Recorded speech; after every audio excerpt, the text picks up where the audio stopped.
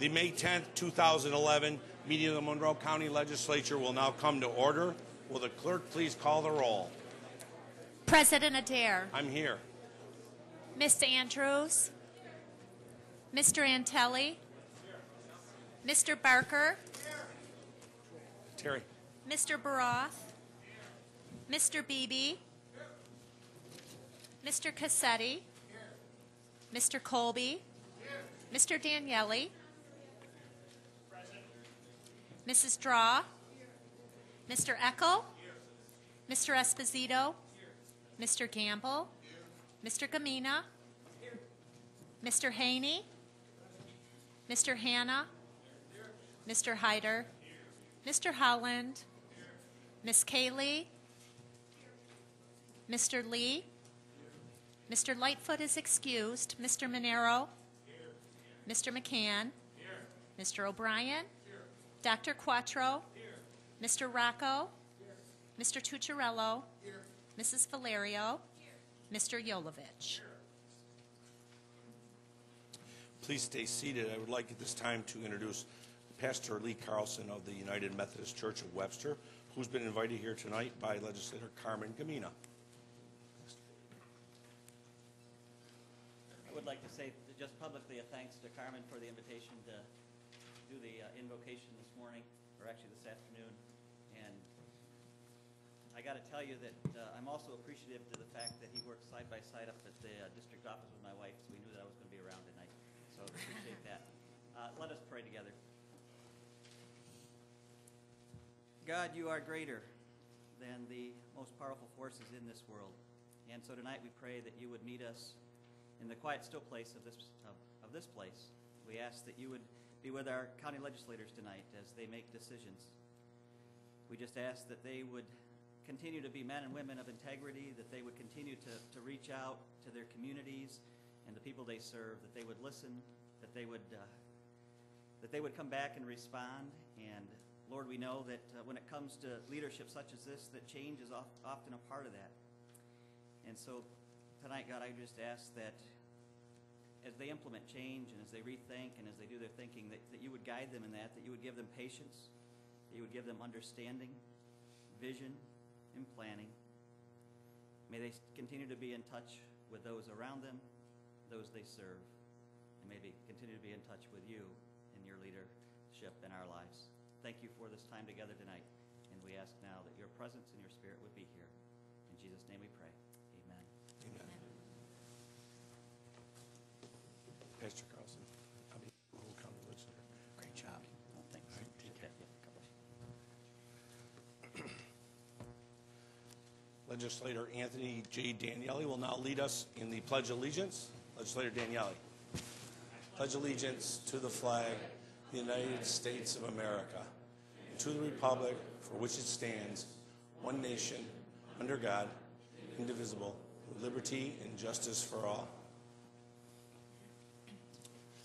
You have received your copies of the journals for Day 4, April 12, 2011, and Day 5, the special meeting held on April 27, 2011. Without exception, the journals will stand approved as submitted. There's a hearing loop in place tonight for those who need the assistance. If anyone's requiring assistance, you should inquire at the clerk's office. If you have a cellular phone, pager, or other electronic device in your possession, we would request that you silence them for the duration of the meeting. Thank you for your cooperation. Legislators, the referrals have been submitted for you for the next cycle, and they are in your folders. At this time, I would like to welcome Boy Scout Troop 325 from Fairport, New York here tonight. Welcome. And I would also like to give a congratulations to Legislator Eckel on the newest addition to his family. Lisette, congratulations.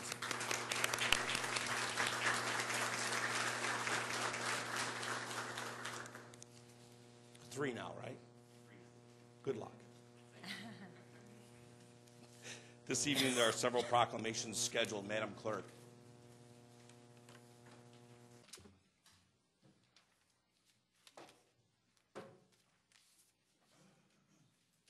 Would Dr. Andrew Doniger please come forward? Also President Jeffrey R. Adair and Legislator E. Daniel Quattro. And this proclamation is also being presented this evening by County Executive Maggie Brooks.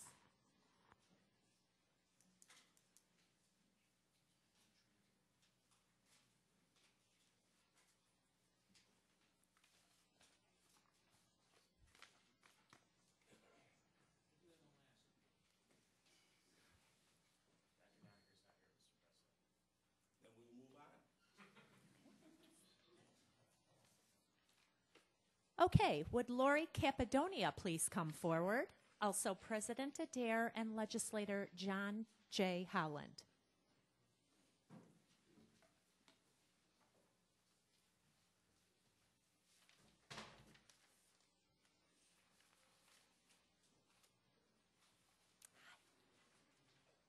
Okay, sure.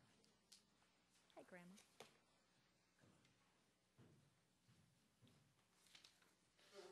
And also Legislator Anthony J. Daniele. Whereas this year, Lori Cappadonia was named the 2011 Basic Life Support Provider of the Year by her colleagues in the Monroe Livingston Regional Emergency Services Council. And whereas in the year 2000, Lori became an ambulance dispatcher for Rural Metro Medical Services in Rochester, later becoming an EMT. She also served as a firefighter with the West Webster Fire Department for about 5 years. In 2004, Lori joined the United States Army, where she obtained training as a combat medic, and in 2009, she was deployed to Baghdad, Iraq. While in Iraq, Lori took over the job of a wounded soldier so that he could return home, and for her efforts, she received the Bronze Star. And whereas today, Lori works full-time as an EMT with Henrietta Ambulance while serving as a sergeant in the Army Reserves. In January of this year, she began paramedic school to continue to build her skills and abilities. Lori's leadership in war zones and in the community has caused her to be well respected by the community and by her colleagues. Now, therefore, we, Jeffrey R. Adair, President, Anthony J. Daniele, Legislator District 10, and John J. Howland, Legislator District 13, on behalf of the entire Monroe County Legislature, do hereby recognize and congratulate Lori Cappadonia on being named the Basic Life Support Provider of the Year by the Monroe Livingston Regional Emergency Medical Services Council. Congratulations.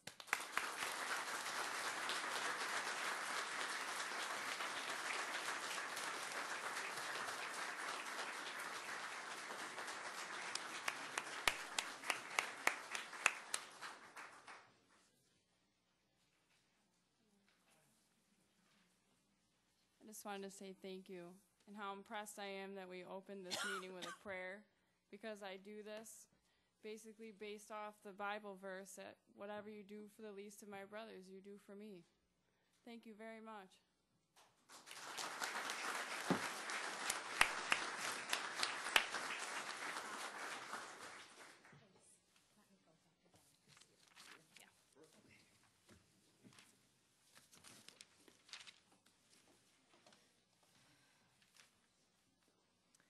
Would Dr. Andrew Doniger please come forward? And also President Jeffrey R. Adair and Legislator E. Daniel Quattro.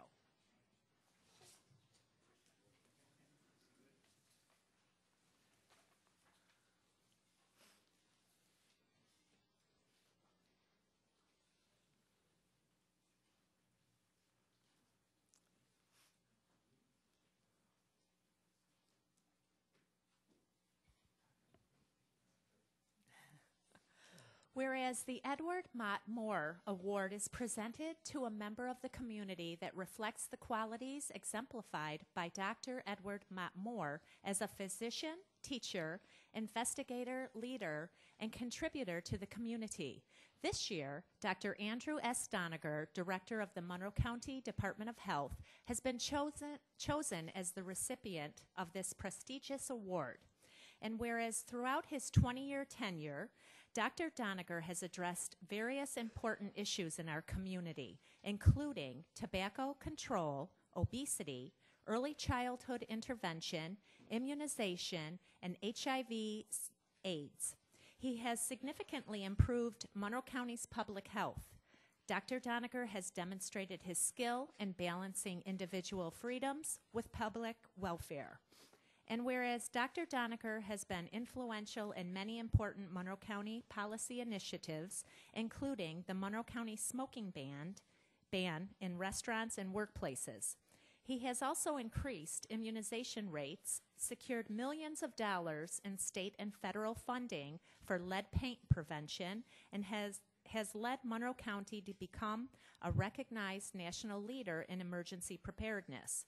And whereas Dr. Doniger serves as a leader in a number of community organizations, including the United Way of Greater Rochester, Monroe County Early Learning Council, the Finger Lakes Health Systems Agency, and the New York State Pediatric Advisory Committee. Dr. Doniger is well deserving of this award, and we thank him for his continued dedication to public health in Monroe County. Now, therefore, we, Maggie Brooks, County Executive, Jeffrey R. Adair, President, and E. Daniel Quattro, Majority Leader, on behalf of the entire Monroe County Legislature, do hereby recognize Dr. Andrew S. Doniger on being chosen as the 2011 Edward Mott Moore Award recipient by the Monroe County Medical Society. Congratulations.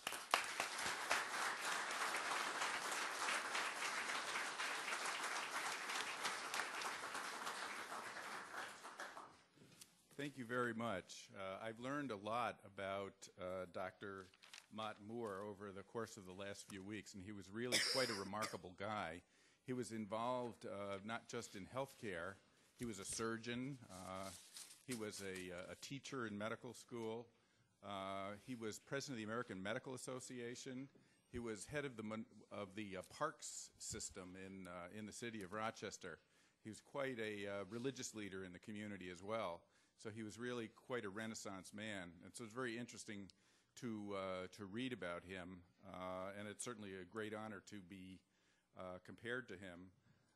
About 20 years ago, I stood in front of this body, and I was asked a bunch of questions that were allegedly to determine if I was qualified for the job as county health director. And I have to admit, I didn't know the answers to very many of them. I'd like to come back and answer some of them now. After 20 years, I think I've learned a little bit about public health. I certainly owe a debt of gratitude to all of you. It's been a good partnership. Some of the things that have gone on in this county that have made us a leader in the state and in the nation have required a lot of support and thinking and leadership from this body. The smoking ban that put us sort of ahead of all of the other counties in New York State that was passed, I believe, in 2002 really was a remarkable feat that required a lot of cooperation across both sides of the aisle.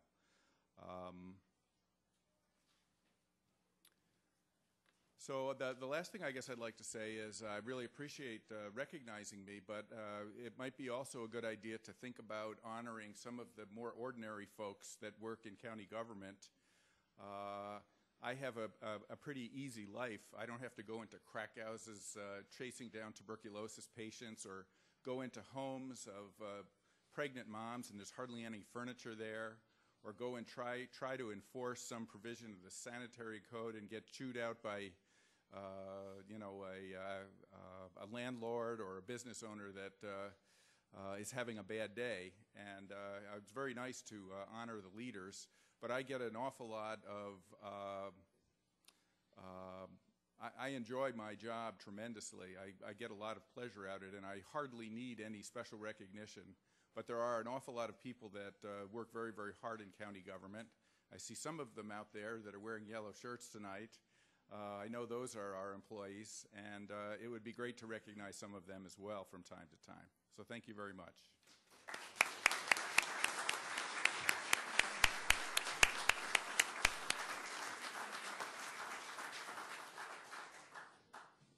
Would Jack Feldman please come forward? Also President Adair and Legislator Glenn J. Gamble.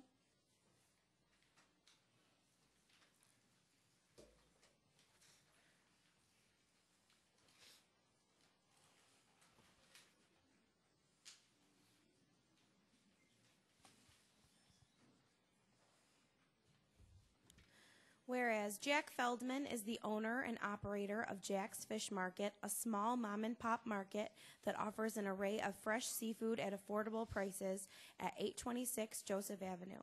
As an immigrant, a husband, a father, and a small business owner, Jack Feldman has seen and experienced a lot in his 85 years. And whereas, like many immigrants of the era, Jack came to Rochester from Poland in 1951 because he had friends and family that already lived here. He started working on Joseph Avenue doing odd jobs at a fish market until his mother convinced him to open his own shop. He opened Jack's Fish Market in 1954 and has been an anchor for the neighborhood ever since.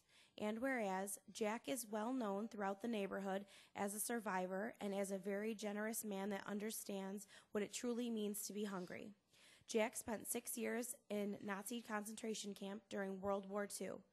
He never wanted anyone to ever go through the same feeling of not having enough to eat, and over the years was known to give away food to those that could not afford it. And whereas Jack's store escaped the 1964 race riots entirely untouched because of his well-known generosity. Unfortunately, Jack was shot during a robbery attempt in 2007 and has not been involved with the market and the neighborhood he loves so much, and has turned over the day-to-day operations to his son, Irving. He still oversees the business, stopping by the public market location and then the Joseph Avenue shop on Thursday and Saturday mornings, bringing coffee for his employees and talking with the many friends and loyal customers he has made over the years. Now, therefore, let it be known that we, Jeffrey R. Adair, President, and Glenn J. Gamble, Legislator, District 22, on behalf of the entire Monroe County Legislature, do hereby honor Jack's Fish Market for over 55 years of dedicated service as a small business in the city of Rochester. Congratulations.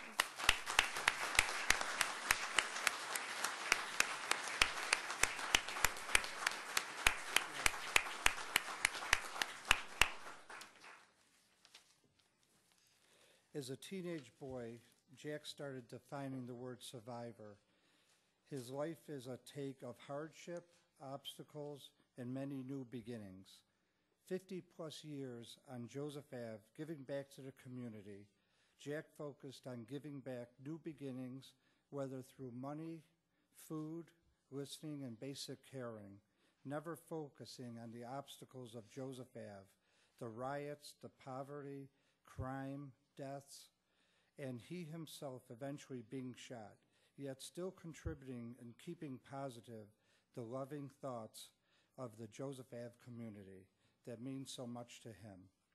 Jack continues on his life as he truly has become the definition of the word survivor, as anyone who has had the pleasure of having Jack in their lives will agree. Thanks very much for honoring my dad. That's really nice.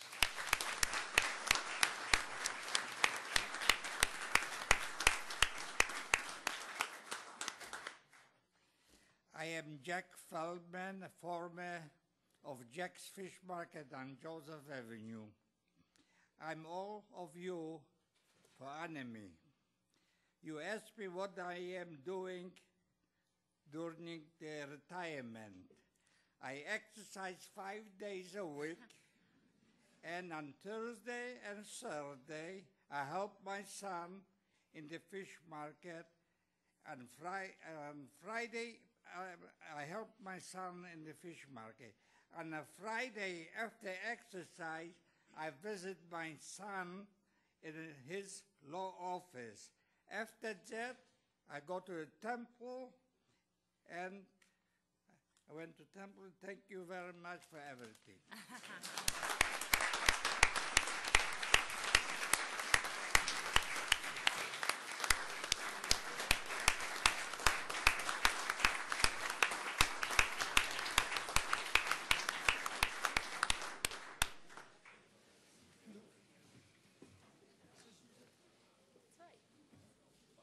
Would representatives from Monroe, Litho, please come forward. Also, President Adair and Legislator Travis R. Hyder.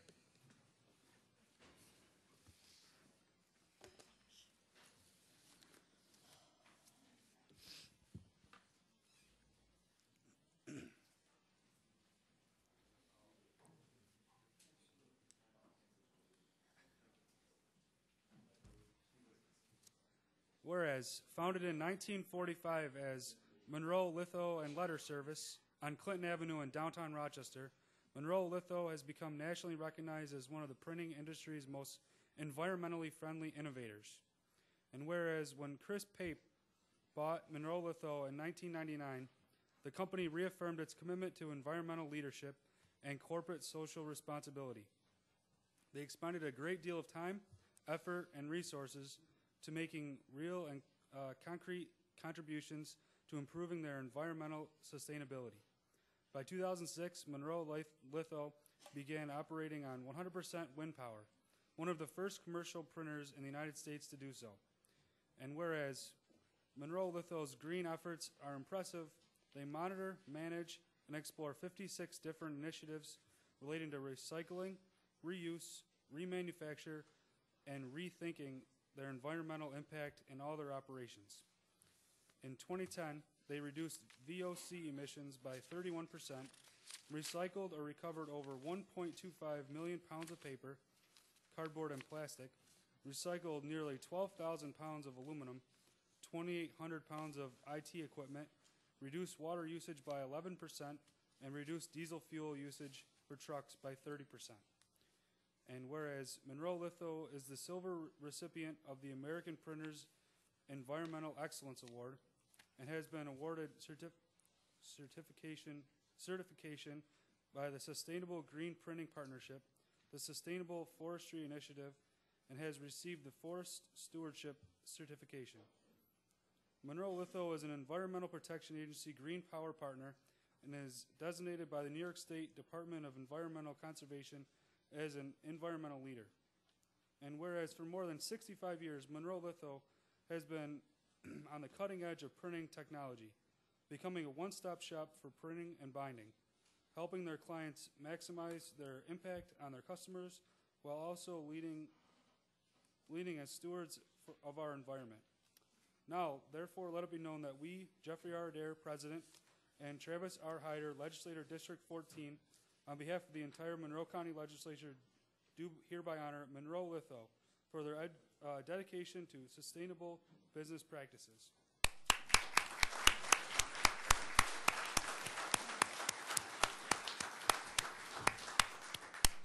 My name is Steve Whitaker, and I am the Vice President of Quality and Environmental Sustainability Initiatives at this company that was just described. And I want to let you know, Monroe County Legislature, last week we were named as one of 5 commercial printers in North America to be recognized for our environmental efforts, and I'm going to Atlanta next week to pick up the plaque for environmental thinking. And of the 30,000 commercial printers that survive right here in Rochester, New York, I'm proud to tell you that we are the sustainable leader in the commercial printing industry in the United States, down the street and around the corner. Come and see us anytime. Thank you so much. We're greatly, greatly humbled to be so honored by you. Have a good evening.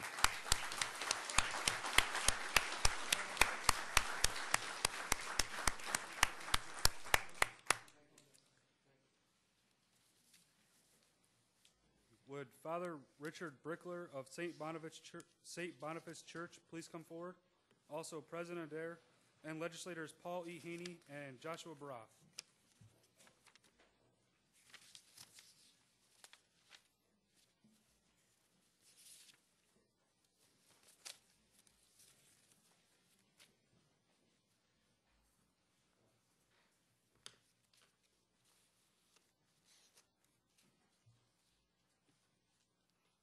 Whereas the St. Boniface Roman Catholic Parish is celebrating its 150th anniversary in the community. For years, German Americans in the southeastern portion of the city of Rochester had to travel great distances to attend daily or Sunday Mass at St. Joseph's Church. In December of 1859, it was decided that a new church and new school were needed in the mostly German immigrant neighborhood. And whereas on June 8, 1861, the Sunday following the feast of St. Boniface, Bishop Timon of Buffalo officiated at the dedication of St. Boniface Church. St. Boniface is the patron saint of Hesse and the part of Germany where a majority of the parishioners had come from. Shortly after the dedication, the School Sisters of Notre Dame were engaged to fulfill the educational needs of the new parish. Over the next 25 years, the German community in Rochester continued to grow until it was determined that a new, larger church was required for the ever-expanding congregation. And whereas completed in 1887, the new Gothic-style St. Boniface Church was a point of pride for the community. With its new bells, its stained glass windows depicting the life of St. Boniface, and its 195-foot tower watching over the neighborhood, it was considered one of the most beautiful buildings in the city. Over the next 40 years, the old church was remodeled. A new parish hall, now known as the German House, a new 3-story school, and a new convent were built. And a number of interior and exterior design and furnishing improvements added to the spectacular beauty. And whereas tragically a devastating fire struck St. Boniface Church in November of 1957, the Gothic structure needed to be razed. But the resolve of the parish community was never stronger. On June 5th, 1960, the new church was solemnly dedicated, and the community celebrated the 100th anniversary of the parish. Although the church has gone through many changes, commemorating the saddest of circumstances and the most joyous of occasions, St. Boniface Parish continues to teach, guide, and serve the people of the South Wedge neighborhood and German Americans as it has over the past 150 years. Now, therefore, let it be known that we, Jeffrey R. Adair, President, Paul E. Haney, Legislator, District 23, and Joshua Baroth, Legislator, District 24, on behalf of the Monroe County Legislature, do hereby honor and praise St. Boniface Parish for 150 years of dedicated service to the Catholic community of Southeast Rochester. Congratulations.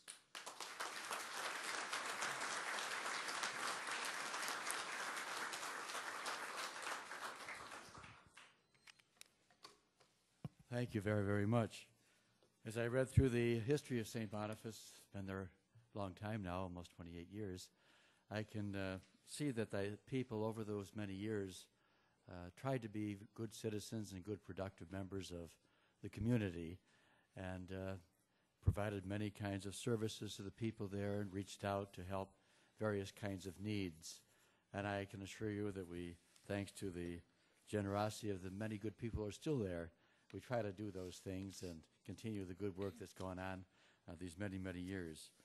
So this recognition certainly means a great deal to us. We're most grateful to you, all the members of the legislature, and we thank you very much. I want to thank you not only for myself, but in the name of all the people of St. Boniface. We're grateful, and may God bless you all.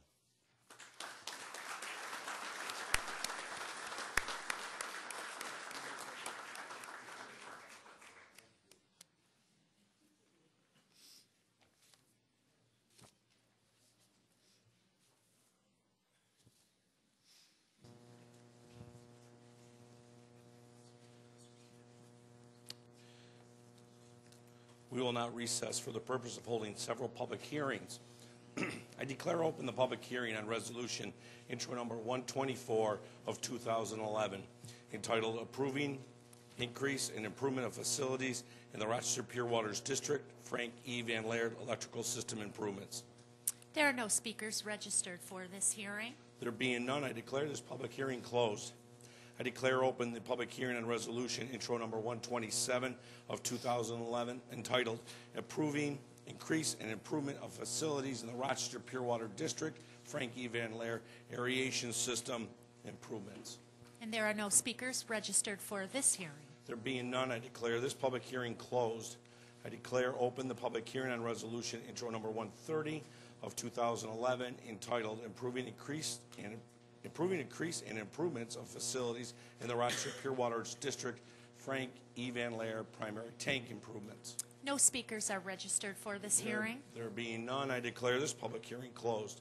I declare open the public hearing on resolution intro number 133 of 2011 entitled Improving Increased and Improvements of Facilities in the Arundecoy Bay South Central Pure Waters District General Pump Station and Interceptor Improvements. No speakers have registered for this There hearing. being none, I declare this public hearing closed. I declare open the public hearing on resolution intro number 136 of 2011 entitled Improving and Increasing the Improvements of Facilities in the Arundecoy Bay South Central Pure Water District Pinnacle Road Pump Station Improvements. There are no speakers registered There being for none, this I hearing. declare this public hearing closed. I declare open the public hearing on resolution intro number 139 of 2011 improving increase and improvements of facilities in the Northwest Quadrant Pure Waters District General Pump Station and Interceptor Improvements. No speakers have registered for this hearing. There being none, I declare this public hearing closed. I declare open the public hearing on resolution intro number 142 of 2011 entitled Improving Increases and Improvements of Facilities in the Gates-Chili-Ogden Sewer District General Collection System Improvements. And no speakers have registered for this hearing. There being none, I declare this public hearing closed. I declare open the public hearing on local law intro number 160 of 2011 entitled Amending the Monroe County Charter and Code relating to the legislative district boundaries and terms of office of members of the county legislature. There are 3 registered speakers for this hearing. Please come forward and address the legislature when your name is called. You will have 2 minutes in which to present your comments, and please conclude when the timer sounds. And we thank you in advance for your cooperation. Our first speaker will be Catherine Smith.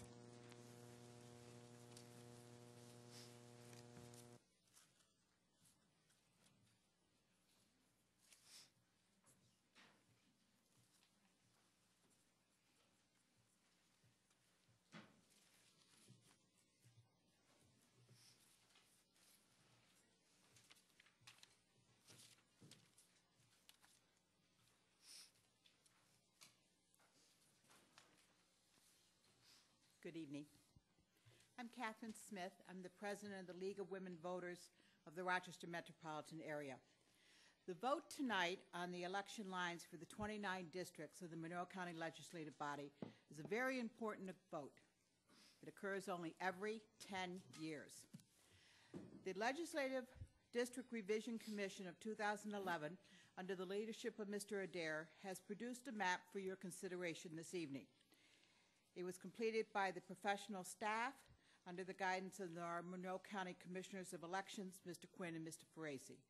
They have made minimum changes from the map of 2001. The League of Women Voters of the Rochester metropolitan area has analyzed the 2001 and the 2011 maps that show the League's goals that compactness has been reached. Districts are next to each other. They've been fairly met. The communities of interest have been considered, and the size of the districts are relatively the same, which are all important for the electorate. We thank the commission members, Mr. Adair, Mr. Quinn, Mr. Ferrasi, also Dr. Quattro, and Mr. Lee for their time on this important task, including 5 public sessions, 3 to hear public comments, 1 to establish the working of the commission, and 1 that presented the map last week. It's a complex process. It was done carefully and thoroughly in a very short period of time. We were disappointed that so few citizens took advantage of the hearings to comment on the process. The League of Women Voters supports changes in the redistricting process as a top legislative agenda priority for us. We want more citizens' involvement. You have done your job. Now we have to continue our task of educating the public on how important this is. Even for opportunities of online comments, citizens were not engaged as we would have wished. Thank you. Thank you. Our next speaker is Michael Slade. Michael Slade. Okay. William Gerling.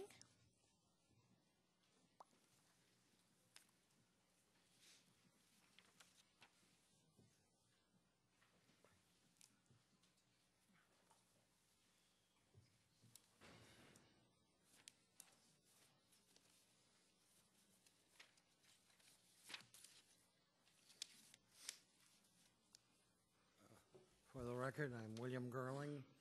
I reside at 42 Henrietta Street in Swilberg, which is the garden spot of the 24th Legislative District. I'd like to comment on the maps presented. The changes did not look that great.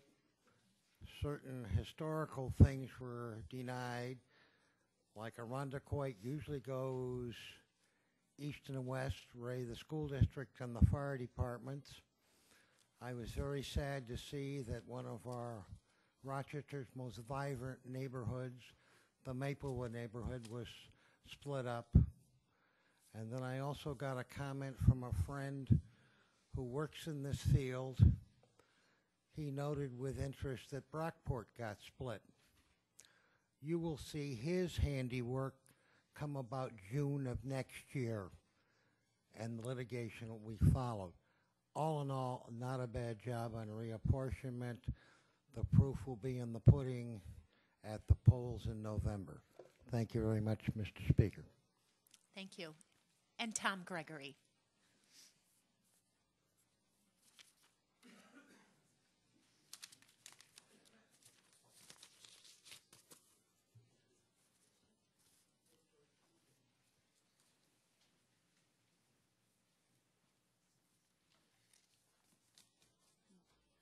Well, I guess beauty is in the eye of the beholder, because one day I walked in here accidentally into a Mr. Esposito's commission, or drawing for the Independent Redistricting Commission. Kind of just stuck my nose in to see what the heck was going on, and already this year there was a lot of agitation, a lot of discussion, a lot of people standing up here who saw a different way of doing things. And I think basically this redistricting that we've done this 10-year cycle, it was a lot different than the one 10 years ago, where I also sat around back in the chamber back then, not knowing what was going on. And I kind of remember, I think anyhow, that there was a missing legislative district when they presented that plan, the Democrat plan. Sorry about that, guys. But the bottom line is that this commission, I followed it around and watched what they were doing. They went to the extremes from the northwest down to the southeast to try to get people's comments. And I think that we should probably be very proud of the fact that what our redistricting commission did. There was a lot of discussion. Most of politics you don't see. You come to a legislative chamber and you see the final vote. But the amount of discussion that goes on between the beginning of an issue and the final passage of it really takes your legislators off of their familiar seat that you see them in. And I really compliment all of you. I think you did a great job. President Adair, I think congratulations on your commission. I think you have a fantastic plan, and it's really fun to be a part of, at least part of the public part of it. Thank you very much.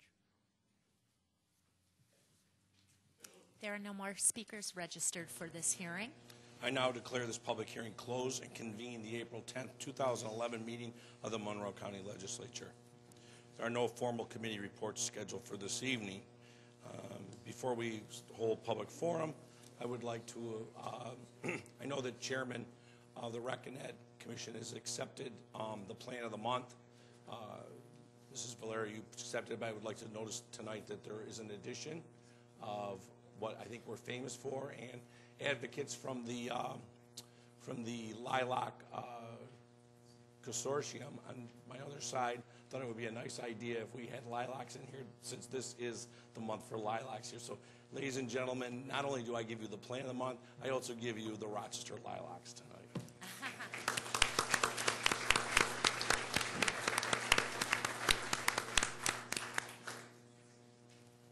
You were part of that, Vinny. You were part of that.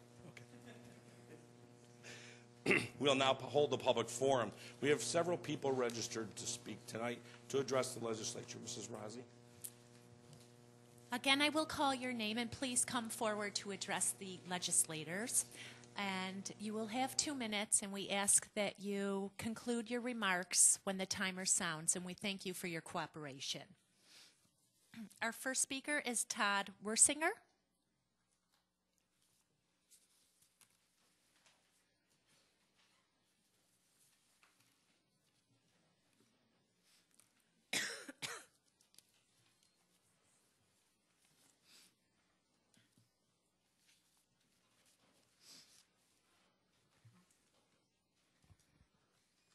My name is Todd Wersinger. I'm a senior probation officer in the CSEA probation section, president for probation. President Adair and distinguished legislators, it's an honor to be here and to work for Monroe County. I wanted to talk to you tonight briefly about one aspect of the job we do at probation. In the late 1990s, Monroe County Probation formed a special unit within the department to supervise the growing population of adult sex offenders. This unit consisted of a half-time supervisor, 4 supervision officers, and 1 investigating officer, and it was designed to supervise 136 sex offenders and prepare all sex offender pre-sentence investigations for the courts. Today, more than a dozen years later, the unit still consists of the same half-time supervisor, 6 supervision officers, and a part-time investigating officer. But as of today, we're supervising 355 sex offenders and continue to prepare many of the sex offender pre-sentence investigations for the courts. Over the years, we have enriched our services with a full complement of polygraph examinations, extensive forensic computer examination capabilities, and until a recent loss of funding, GPS tracking of sex offenders. This work is difficult. It requires specialized training, and it takes its toll on the handful of staff who spend all day, every day, dealing with some of the most horrific things one human being can do to another. But we do it in order to help keep your wives, your daughters, your sisters, your mothers, and sons safe from harm. 1 in 4 females and 1 in 7 males will be the victim of a sexual assault during their lifetime. Our youngest rape victim was 6 months old. Our oldest was in her 90s. I ask that you support these officers with the same due diligence they bring to their jobs every day to help keep your loved ones safe. Thank you. Thank you. Our next speaker is Ken Moore. Ken Moore. Camille Julian.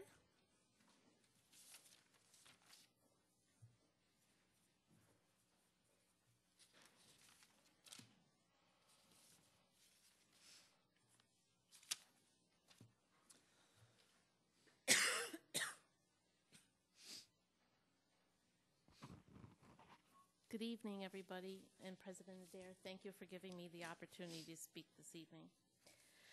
I thought I'd tell you a little bit about myself. My name is Camille Julian. I work for the Monroe County WIC program, and I have been with the county for 18 years. When I was hired, I had said to my husband, if I couldn't treat the person sitting in front of me the way I would want to be treated, I would have to walk away. We all need to realize that we are one step away from needing the services that our county has to offer. My husband and I live in the town of Greece, and we have been residents there for 33 years. And we live in Monroe County. We have 3 children. My daughter Erin is an analyst for Paychecks and does volunteer work in the community. My daughter Emily is a patient tech at Unity Hospital. And my son Matthew is a submariner with the United States Navy. I am the only employee with the WIC program who has been invited to weddings, christenings, funerals, and graduations. 2 years ago, because of the service that I have given this young woman that was sitting with me, she named her daughter after me. Camille, what an honor. I'm also a proud member of CSEA, and no, it is not a 4-letter word. The letter stands for Civil Service Employees Association.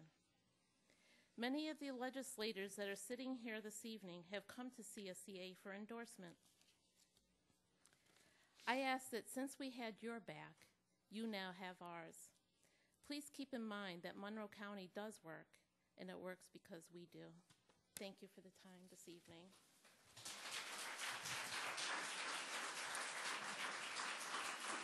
Our next speaker is Dorothea Champman.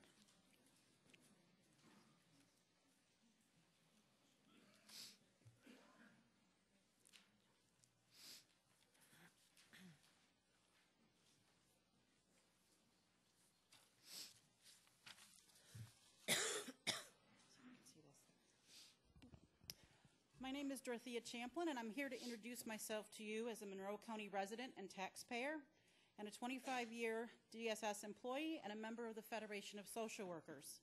We are told by our union president that she hears from you that you don't know exactly what we do.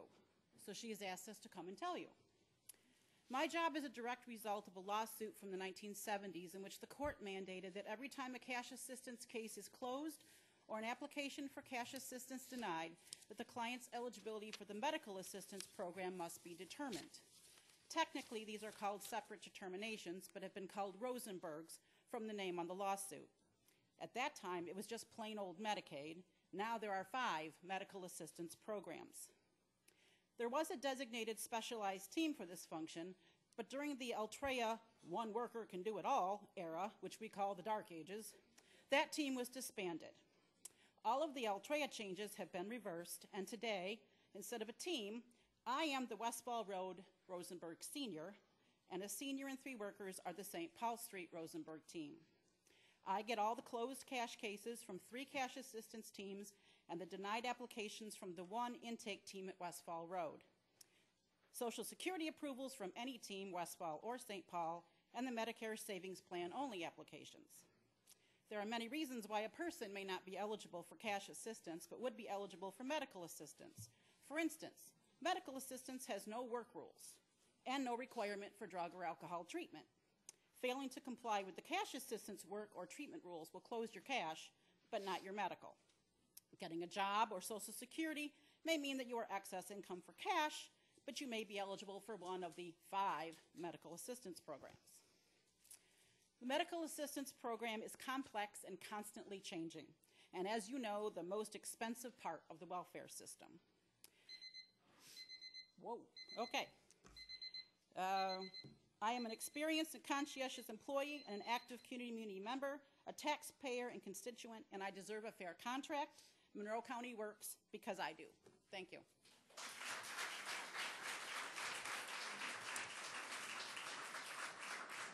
Our last speaker is Chris Safuto.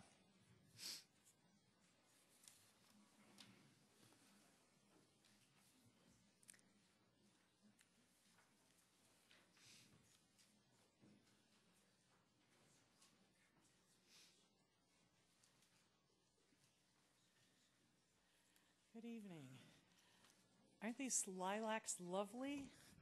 Let me just tell you, these lilacs grow because of the Monroe County employees that take care of them, that nurture them, that water them, and probably delivered them here. So I want you to cherish these because without the Monroe County employees that work in the parks, you wouldn't have these lovely, lovely flowers. I had a speech, but I've lost it, so bear with me. I just want to say that the folks that are here tonight in the yellow shirts deserve a round of applause because of the hard work that they do. You know, I was very impressed last night when Miss Brooks had all the folks that were the managers getting claps and praises, but there was just one thing that I didn't hear, and that was what a wonderful job the rank and file do. So I would like my constituents from both the Federation and CSEA to stand up and be recognized so that all of you, when we get a break here, can thank them for the great job that they do. And you know, we both don't have a contract. We would like to take the politics out of negotiations and bring the human side back in. And it's time that we did get a fair contract. Our folks work hard, and they deserve it. And as you know, every time I come here, I say to you, Monroe County works because we do. These folks right back there and the rest of them that aren't here this evening. But you need to recognize these guys. You need to thank them for everything that goes on in this county. Because you know what? We make you guys look good too. Thank you.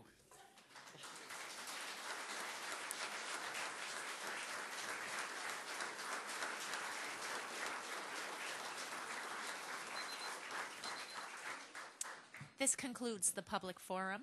At this time, we will again recess the May 10th, 2011 meeting of the Monroe County Legislature for the purpose of convening the Pure Waters Administration Board for the Rochester Pure Waters, Rondequoit Bay South Central, Northwest Quadrant, and the Gates-Charlotte-Ogden Sewer Districts.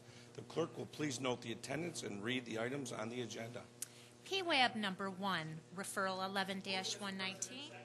Moved by Legislator Cassetti, second by Legislator Daniele. Is there any discussion at this time? Seeing none, all those in favor indicate by saying aye. Opposed? Item carries. PWAB number 2, referral 11-119. Moved by Legislator Cassetti, second by Legislator Daniele. Is there any discussion at this time? Seeing there's no discussion, all in favor indicate by saying aye. Opposed? Item carries. PWAB number 3, referral 11-121. Moved by Legislator Cassetti, second by Legislator Daniele. Is there any discussion at this time? Seeing there is none, all those in favor indicate by saying aye. Opposed? Item carries. PWAB number 4, referral 11-119. Moved by Legislator Cassetti, second by Legislator Daniele. Is there any discussion at this time? Seeing none, all those in favor indicate by saying aye. Opposed? Item carries. PWAB number 5, referral 11-119. Moved by Legislator Cassetti, second by Legislator Daniele. Is there any discussion at this time? Seeing none, all those in favor indicate by saying aye. Opposed? Item carries. We will now recess the Rochester Pure Waters, Rondequoit Bay South Central, the Northwest Quadrant, and the Gates-Charlotte-Ogden Sewer Districts, and adjourn the Pure Waters Administration Board. The May 10th, 2011 meeting of the Legislature will now convene. We will proceed with the considerations of local law. Will the clerk please read the first item on the agenda? Item number 1, referral 11-100, local law entitled.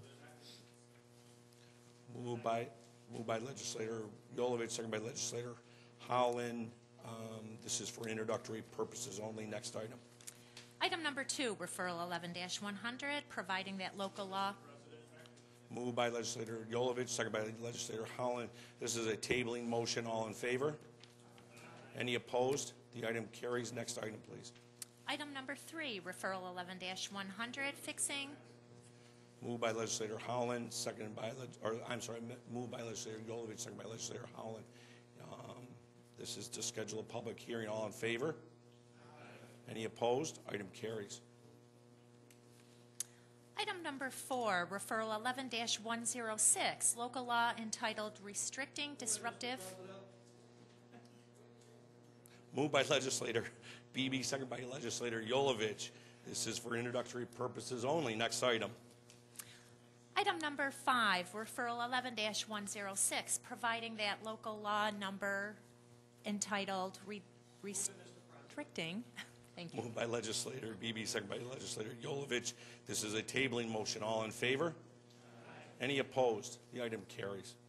Item number 6, referral 11-106, fixing a public hearing on local law entitled Restricting Disruptive. Moved by Legislator Beebe, second by Legislator Yolovich. This is to schedule a public hearing. All in favor? Any opposed? Item carries. We will now continue with the considerations of motions, resolutions, and notices.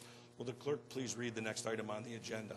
Item number 7, referral 11-73, providing that resolution. Moved by Legislator Cassetti, second by Legislator Daniele. This is a motion to lift from the table. All in favor? Any opposed? Item carries. Next item. Item number 8, referral 11-73. Moved by Legislator Cassetti, second by Legislator Daniele. This is a motion to adopt. All in favor? Sorry. Legislator Hayne. Thank you, Mr. President. I have an amendment to offer to the proposal.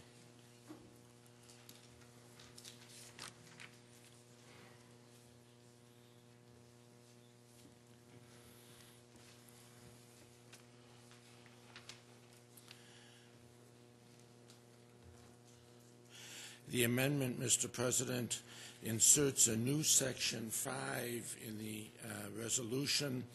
It reads, Section 5, the $1 million of net asset balance in the Rochester Pure Waters District is hereby appropriated and authorize the controller to transfer the $1 million to Capital Fund 1553 for the increase and improvement of facilities in the Rochester Pure Waters District, and Section 2 to renumber Sections 5 and 6 as Section 6, renumber Section 5 to Section 6, Section 6 to Section 7, and Section 7 to Section 8, and Section 8 to Section 9. And if seconded, I'll speak to the amendment, Mr. President. Moved by Legislator Haney, second by Legislator Cayley. Is there any discussion at this time? Legislator Haney. Mr. President, I rise to offer this amendment, certainly being supportive of the project that has been proposed. But I believe that this is a classic example of where we do not need to borrow the $1 million to fund the project. As I've recited on previous occasions, the Rochester Pure Waters District has accumulated very significant unrestricted fund balances and very significant amounts of cash. The last data that has been released to us is as of the end of 2009. At December 31st, 2009, the City Pure Waters District had an unrestricted fund balance of $13,600,000. That was up by $1 million from the prior year. At the end of 2008, it was $12,500,000. The cash numbers are even more staggering. The amount of cash being held in the Rochester Pure Waters District has grown consistently. At the end of 2005, the Rochester Pure Waters District had $6.1 million of cash. At the end of 2006, it had $7.7 million of cash. At the end of 2007, it had $11.8 million of cash.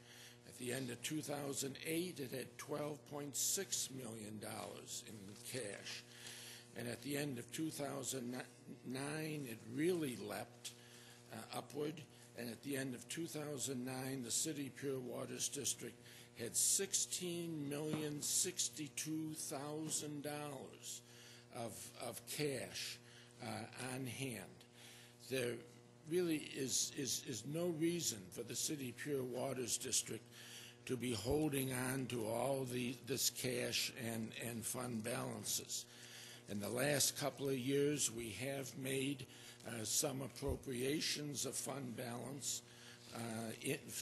to cover costs in the Pure Waters District. But despite those appropriations, the cash balances and the unrestricted fund balance of the City Pure Waters District continues to increase. There is no need for this borrowing, Mr. President. Unlike some other discussions where I've risen to oppose borrowings, there's no timing issue here. We don't have to worry about the state giving us the money on a timely basis, or we don't have to worry about the federal government giving us the money on a timely basis.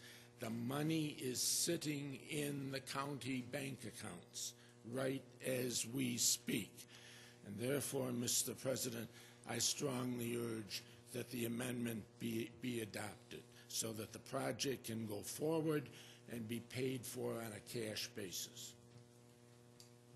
Thank you. Is there anyone else who wants to speak to the amendment at this time? Legislator Quattro. Thank you very much, Mr. President. Just along the lines of an explanation, I'd like to ask through you, Mr. President, to any member of the administration that is willing to answer why or why not Mr. Haney's amendment is a good idea, and if it is or isn't, why or why isn't it? Is that clear at all?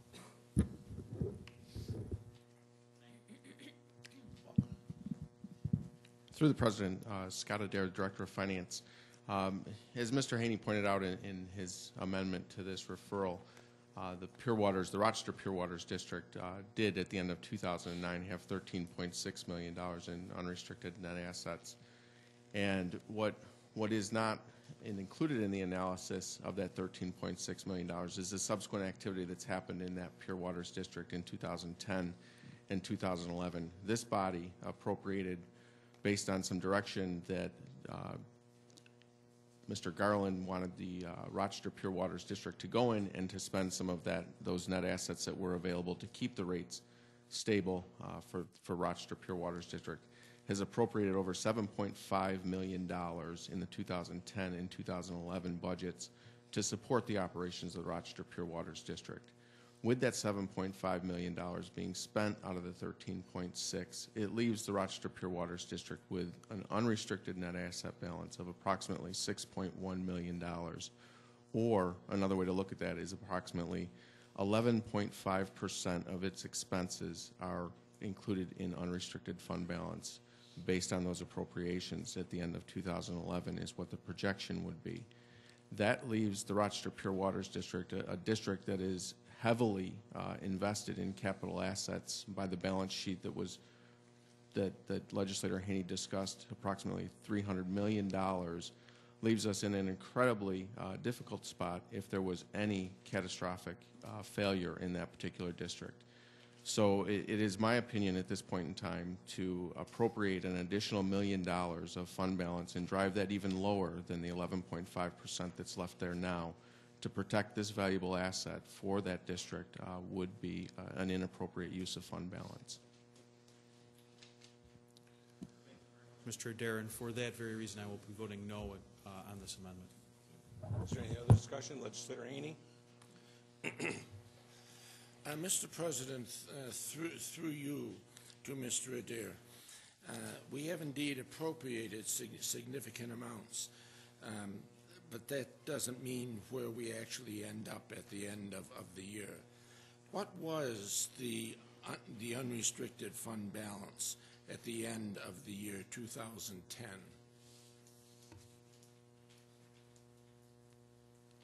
Through the President, at this time it would be, we are not able to report on that number. That number is currently being calculated in our Controller's office and subject to audit by our external auditors. The audited, Mr. President, the audited financial statements are due to be delivered to this body within a month. We're 5 months into, we're almost 5 months beyond the end of the fiscal year. Don't we have a clue at this point what that unrestricted fund balance is? Through the President, at this point, I would not be able to provide that information, as that is information that is currently being developed in our Controller's office and subject to audit by our external auditors. The reason I asked, Mr. President, is because we have indeed been appropriating fund balances. But in spite of the fact that we've been appropriating them in the budget process, the fund balance of the Pure Waters District has continued to grow over the years. And even assuming that the estimate at the end of 2011 of $7 million is accurate, although I'm a little puzzled as to how we can estimate the December 2011 number when we don't know the December 2010 number. But even assuming that $11 million number is accurate, I would point out that we don't seem to have the similar concern about the other Pure Waters districts. The other Pure Waters districts all have very small accumulated unrestricted fund balances. And indeed, at the end of 2009, 3 of them actually had negative fund balances. So that even assuming if the number of 11 million is accurate, I think that is still more than needs to be in the fund balance. This is taxpayer money, and I think we should use $1 million of it to fund this project rather than incur additional debt.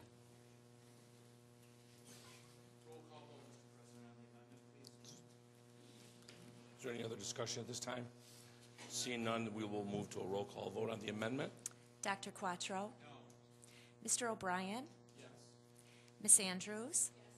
Mr. Antelli? Mr. Barker? Mr. Baroth? Mr. Beebe? Mr. Cassetti? Mr. Colby? Mr. Daniele? Mrs. Draw? Mr. Eckel? Mr. Esposito? Mr. Gamble? Mr. Gamina? Mr. Haney? Mr. Hanna? Mr. Hyder? Mr. Howland? Ms. Cayley? Mr. Lee? Mr. Lightfoot is excused. Mr. Monero? Mr. McCann? Mr. Racco? Mr. Tucciarello? Mrs. Valerio? Mr. Yolovich? President Adair? No. 1117 amendment fails. Can we make an amendment to that? I recognize the legislator. I would like to let, did you want to make a change? I just want to change. Okay. 12 to 16 amendment fails. Back to the main motion now. Is there any other discussion at this time? Seeing none, all those in favor indicate by saying aye. Opposed? Item carries.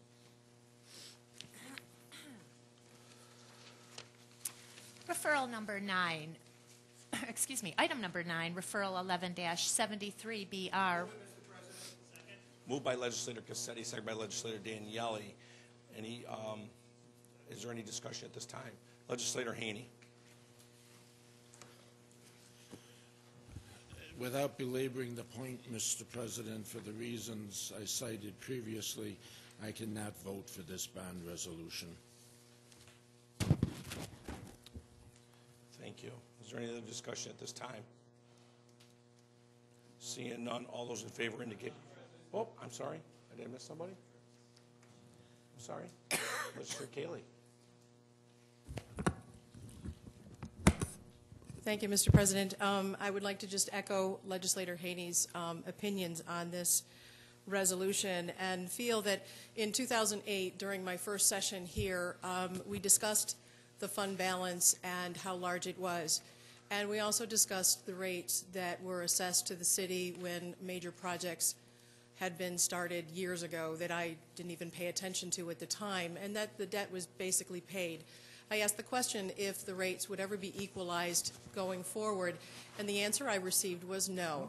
And I made a comment then that I felt that I was paying a credit card forward before I knew what the bill was going to be. I also asked at that time what the fund balance was going to be used for, if they needed that much for anything. And the answer that I received was basically, we don't know. We do know now. And this is a good use of that fund balance. And so while I want this project to proceed, I can't in good conscience vote for the authorization. Okay, thank you. Is there any other discussion at this time? Legislator Eckel. I agree with my colleagues Cayley and Haney in that this is a good project. It needs to go forward. It needs to move forward. I also agree that we have the money. The money is there, not only in our unrestricted fund balances, but in our cash balances as well. Traditionally, we've always had the money. Traditionally, I expect we always will. That's because the ratepayers in the city of Rochester pay significantly more than the ratepayers outside because of the deep tunnel project that happened about 20 years ago. We bonded for it. The ratepayers in the city pay significantly more to pay off that bond because it helped the city. Now that that bond has been paid off, our rates have never been equalized. Our rates now go towards helping, in a small way, other water districts equalize their fund balances. I think this is unfair and an incorrect practice. I think this money needs to be used for these type of things. We cannot afford, this county cannot afford to go further into debt. We are going to debt ourselves into oblivion if we are not careful. We have the money. We have the ability to do it. Let's do it. We don't need to borrow these funds. Thank you. Is there any other discussion at this time? Seeing none, I'll move to a roll call vote. Dr. Quattro? Yes. Mr. O'Brien? Yes. Ms. Andrews? Yes. Mr. Antelli? Yes. Mr. Barker? Yes. Mr. Baroth? Yes. Mr. Beebe? Yes. Mr. Cassetti? Yes. Mr. Colby? Yes. Mr. Daniele? Yes. Mrs. Draw? Yes. Mr. Eckel? No. Mr. Esposito? Yes. Mr. Gamble? No. Mr. Gamina? Yes. Mr. Haney? No. Mr. Hanna? Yes. Mr. Hyder? Yes. Mr. Holland? Yes. Ms. Kaylee? No. Mr. Lee? No. Mr. Lightfoot is excused. Mr. Monero? No. Mr. McCann? Yes. Mr. Rocco? Yes. Mr. Tucciarello? Yes. Mrs. Valerio? Yes. Mr. Yolovich? Yes. President Adair? Yes. 22-6, bonding passes.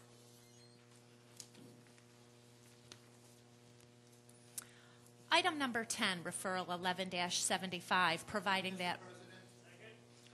Moved by Legislator Cassetti, second by Legislator Daniele. This is a motion to lift from the table. All in favor? Any opposed? Motion carries. Next item. Item number 11, referral 11-75, providing that... Moved by Legislator Cassetti, second by Legislator Daniele. This is a motion to adopt. Is there any discussion? Seeing there's none, all those in favor indicate by saying aye. Aye. Opposed? Item carries. Item number 12, referral 11-75, BR. Moved by Legislator Cassetti, second by Legislator Daniele. All in favor? Any opposed? Item carries. Item number 13, referral 11-77, providing that... Moved by Legislator Cassetti, second by Legislator Daniele. This is a motion to lift from the table. All in favor? Any opposed? The item carries. Item number 14, referral 11-77, providing that...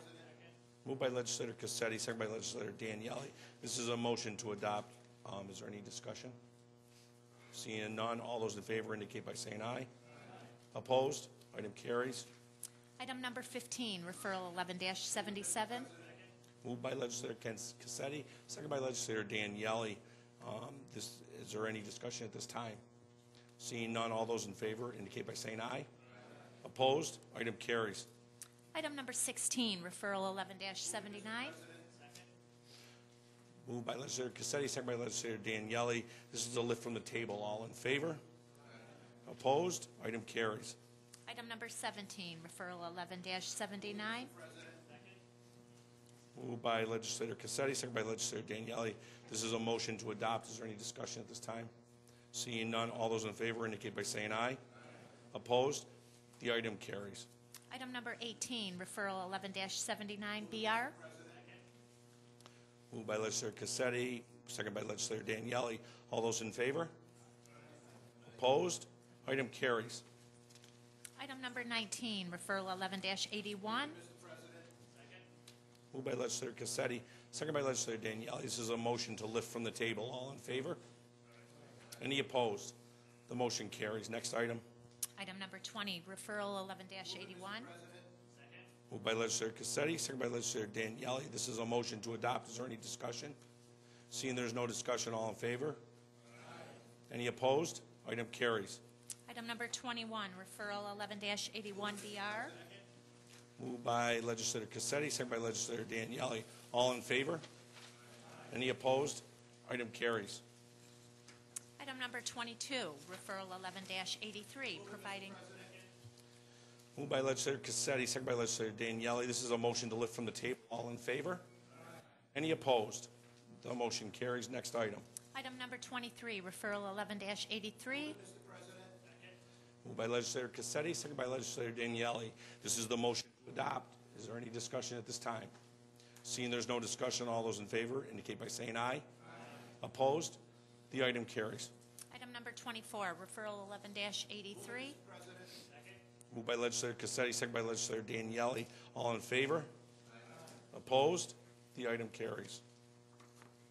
Item number 25, referral 11-85, providing. Moved by legislator Cassetti, second by legislator Daniele. This is to lift from the table. All in favor? Any opposed? The motion carries. Item Next number 26, referral 11-85. Moved by legislator Cassetti, second by legislator Daniele. This is a motion to adopt. Is there any discussion at this time? Seeing there is no discussion, all those in favor indicate by saying aye. Opposed? The item carries. Item number 27, referral 11-85. Moved by legislator Cassetti, second by legislator Daniele. All those in favor indicate by saying aye. Opposed? The item carries. Item number 28, referral 11-99, adopting.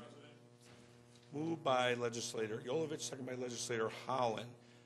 Legislator Quattro. Mr. President. I have a motion to table from legislator Quattro, a second from legislator Draw. All those in favor indicate by saying aye. Opposed? The item carries.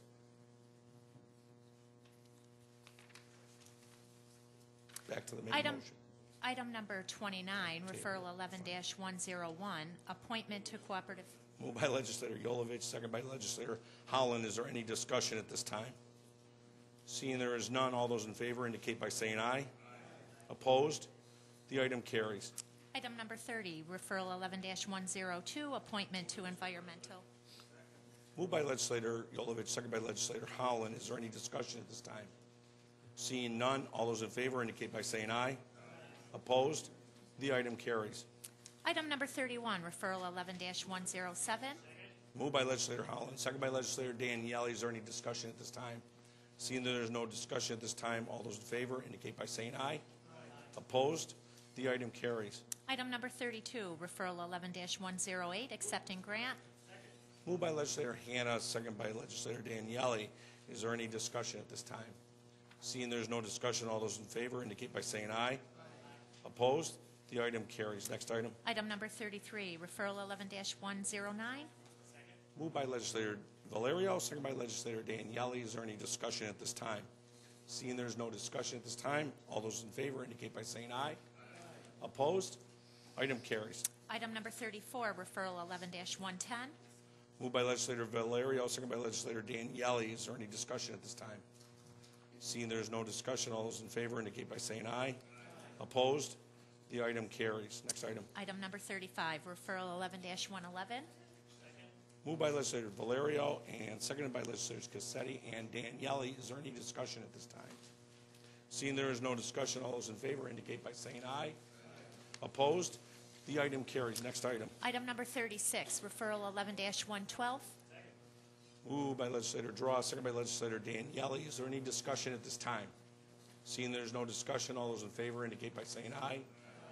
Opposed? The item carries. Next item. Item number 37, referral 11-113.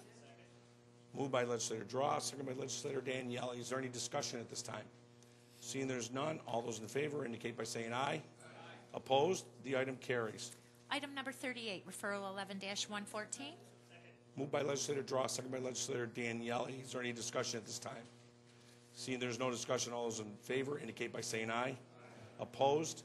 The item carries. Next item. Item number 39, referral 11-115. Moved by legislator Draw, second by legislator Daniele. Is there any discussion at this time? Seeing there is none, all those in favor indicate by saying aye. Opposed? Item carries. Item number 40, referral 11-116. Moved by legislator Draw, second by legislator Daniele. Is there any discussion at this time? Legislator Andrews. Thank you, Mr. President. In the information we received today from the administration regarding this referral, which is funding for a public health campaign, it indicated that due to the relatively low number of cases that have been, STD cases that have been identified at the Children's Center, there's no longer going to be any funding to support STD testing at that site, and instead those resources are being moved to the Bull's Head Clinic. Can you, through you, Mr. President, to the administration, could you just address what is then the plan to handle what the services that used to be covered at the Children's Center and the folks who had been tested there, and do you see any concerns in discontinuing testing at that location? Through you, Mr. President, there are already medical services at the detention center. There's a separate contract for medical services. The STD clinic services that were provided there were in addition to the general medical services that were provided, and it seems appropriate for us to utilize the services where they're most likely to identify new cases of STDs. So we're not leaving the juvenile detention center high and dry, and they'll still continue to get medical services there. Thank you.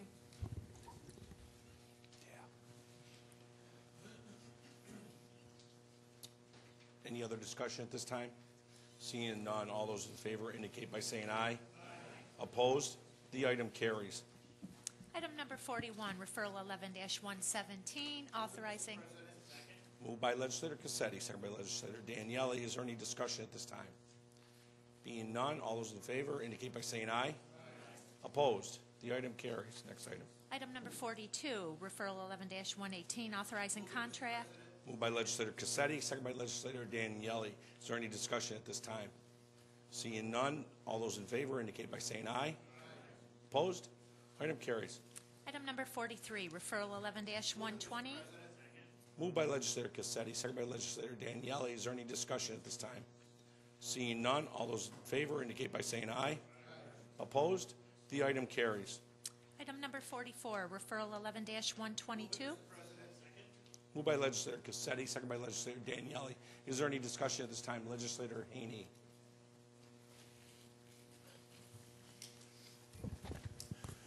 Thank you, Mr. President.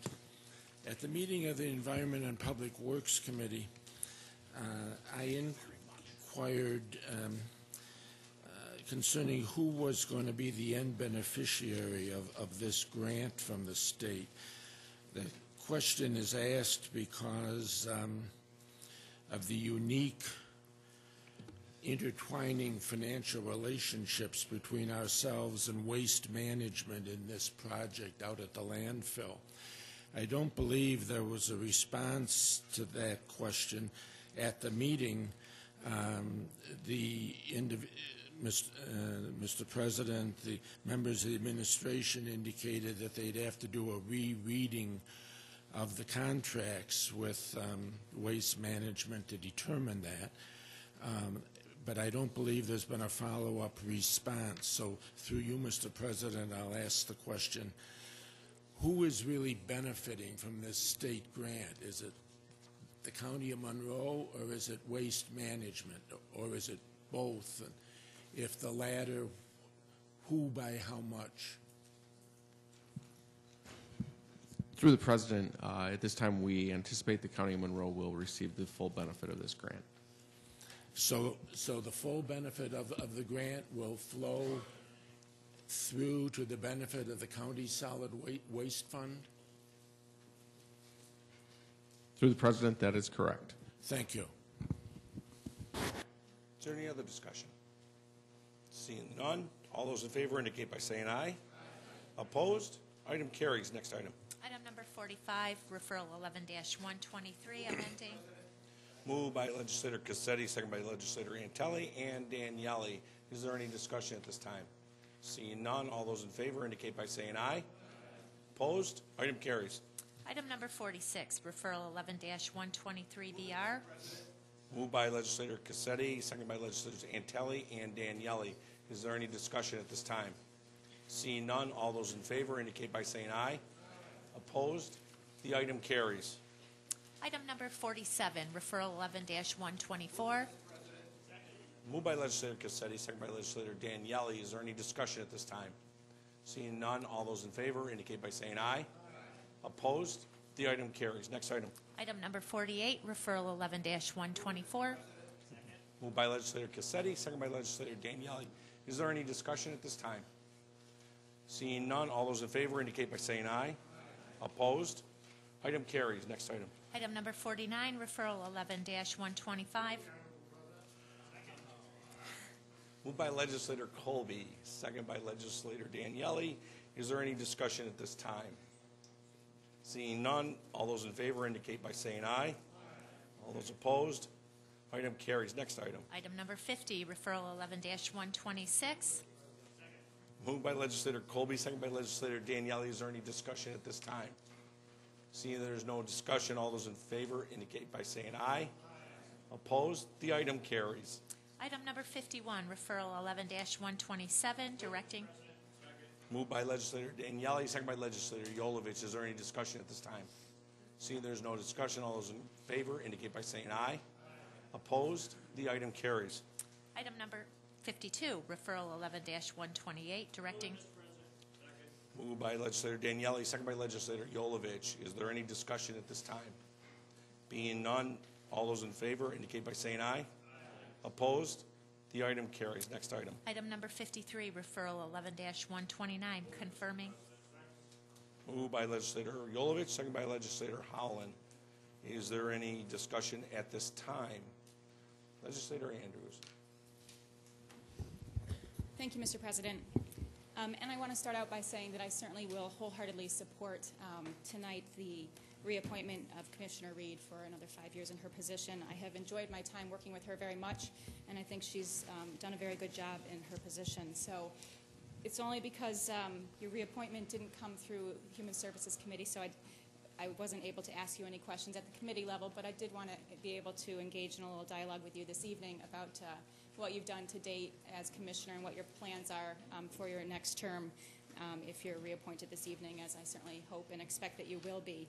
So through the President to you, Commissioner Reed, one of the big initiatives that I believe you launched a few years ago was Project SAVE, which we discussed a few months ago during the budget season, was discontinued a year early, in a large part, I believe, because it was very successful in saving the county money and in changing some of the delivery of social service programs, and also resulted in the hiring of, I believe it was over 100 social workers to help decrease some of the pressure on caseloads. And so at this point, when that program concluded, we did have some dialogue about how all of the goals of the program weren't necessarily met in terms of decreasing caseloads, in part, I think, because of the difficult economy.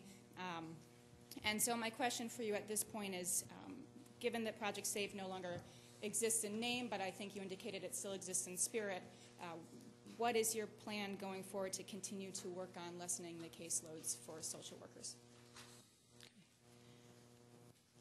Through you, Mr. President, first, thank you for your compliments.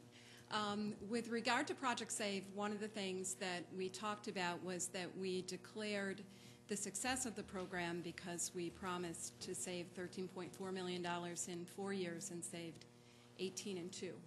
But what is important to recognize about that is that, in fact, it's not a project anymore, it's practice. It's a way of being in the Department of Human Services. It's the way that we do business. We consider ourselves responsible for both being accountable to the taxpayer by being as cost-effective in the way we do business as we can be, as well as being accountable to the person that we are serving by being as quality effective in the way we deliver those services as we possibly can be. So it really is now a fully integrated way of being in the Department of Human Services. As we move forward, there are many things that are really arms of Project SAVE that will continue to allow us to be successful.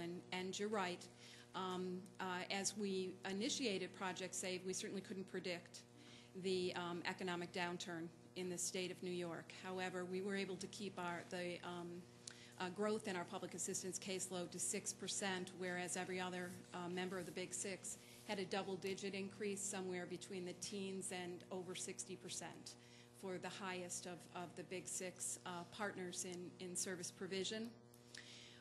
We were able to place record numbers of people in jobs, even in the toughest of economic times, and we continue to be able to do that. That's a primary responsibility for us. We assume, you've heard me say here a lot of times, that I don't believe that anyone ever intends to be on public assistance, that it's not an intention, it's a circumstance. We believe that people want to be self-sufficient. We believe that it is our responsibility to assist them in achieving independence and their highest level of self-sufficiency. So many different kinds of services are being employed by us right now. We have many strong relationships in the community to assist people in developing job skills and in job training. One of the programs I'm very proud of is our TEAP program, which it redirects the cash payment for a public assistance recipient. Instead of the recipient receiving it, someone who hires them receives it, the employer receives it, and it provides a 6-month subsidy for that job. And we have almost an 80% retention rate for when we pull back that payment and the employer is responsible for the continued payment of a salary to that person, they retain. So we continue to look at ways that we can both reduce the caseload for our employees as well as increase the success of people in terms of just generally achieving self-sufficiency. On the other side of the house, we absolutely have a challenge with helping families rebuild themselves, but in the spirit of practice, we have achieved, we really have put a lot of effort in terms of reducing the caseload by actually establishing a continuum of services that starts with people who are at risk of entering a mandate and providing services to them. Nurse-family partnership is a good example of that. Building healthy children is a good example of that. So trying to avoid them being on our caseload at all by engaging with community partners who can deliver excellent services to avoid that in the first place. And then if they do enter the mandate that we have, offering services that are comprehensive and swift in their delivery of partnership with these families so that they can achieve safety and well-being faster and leave the services, the mandate services on our Children and Family Services side of the house. That's of course safety is a primary concern for us, but we do believe that it's important for families to identify their own strengths so that they don't come back to us, that they engage in their communities and among themselves in a way that is meaningful and allows them to continue strong relationships once we leave. Thank you. Following up on that through the President, at this point in the year, then in 2011, are you seeing decreasing levels in the caseloads or increasing amounts sort of month to month? Through you, Mr. President, we are not seeing decreases in the caseload. What we are seeing, one of the things that's really important is, we can't control the economy that brings people to our door. What we can control is how we serve people once they come to our door. So for me, caseload is less important because it's not something over which I have control. I cannot control how many people come to our door. I can control how long they stay with us by offering excellent services. So no, I am not seeing a decrease in the number of people coming. I am seeing a decrease in how long they stay on our caseload. I am seeing a decrease in the period of time children are staying outside their families in foster care. I'm seeing a decrease in the number of children that have to leave their home and go into non-secure or secure placements as a result of juvenile justice matter. Those kinds of things I'm seeing a reduction in. Those are the things we control. Wonderful. Thank you, and it's very positive to hear all of that, certainly. Given that you're not seeing a decrease in the caseloads, then, is it your expectation at this point in time that you'll still be able to maintain the extra 100 positions that were hired as a part of Project SAVE to continue to assist with the high caseloads that we do have? Mr. President, point of order. This is a confirmation of Commissioner Reed. I think her credentials are important. I think her history is important. But getting into what the department is doing and what they're forecasting, I don't think is appropriate at this time. Mr. President, yes. The Commissioner manages and oversees this department and is before us today for, I believe it's a 5-year appointment. And so I think it is on point to ask her what her plans are for running the department. Yeah, I'm going to we'll let you continue your conversation. I want, because Commissioner Reed has been with us and has experience, but please, this is a confirmation, and we need to keep it to that. And I think answering a program like this is okay. So I'm going to deny the point of order at this point. Thank you. Yep. Okay. Through you, Mr. President, it's very hard for me to answer that question. And the reason it is that although the state has passed a budget, a lot of times people just assume that because the budget is passed, we know what we're dealing with in terms of money. Many, many, many, many of the allocations that are inside of the Department of Human Services have not been received yet. We have no idea what the budget will look like going forward. So that's going to be a tough and hard consideration as we look at the numbers coming in, but I couldn't, in fairness, answer that question for you today. Well, thank you, Mr. President, for allowing the conversation to continue, and thank you, Commissioner Reed, for attempting to answer the question. And certainly I hope that, as I think I usually request, you'll continue to keep us informed as you know more about the state budget and how it impacts the county and specifically your department. Just a couple other questions. We've all heard many times in this chambers, and especially on Human Services, regarding the issues about voicemails being full and the high volume of phone calls coming into your department. And a few months ago, I believe you briefed us on a new initiative. I think it was perhaps something dealing with the fax machines to help to address some of the high volume of calls, to streamline that so folks in need could get to their caseworkers more quickly. I wondered if you could just update us on where that stands today. Sure. Through you, Mr. President, very notably, I have had 3 meetings in the past 4 months with Bob Ingram, who often comes and references his research into our phone system. And in all of those meetings, he has said to me, I have no agenda items. So I guess I'm most proud of that as opposed to just the initiative itself.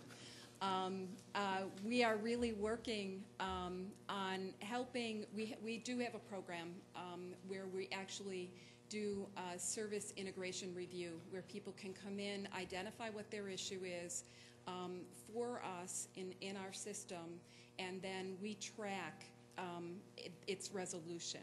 And we made a commitment to have it resolved in just a few business days' time.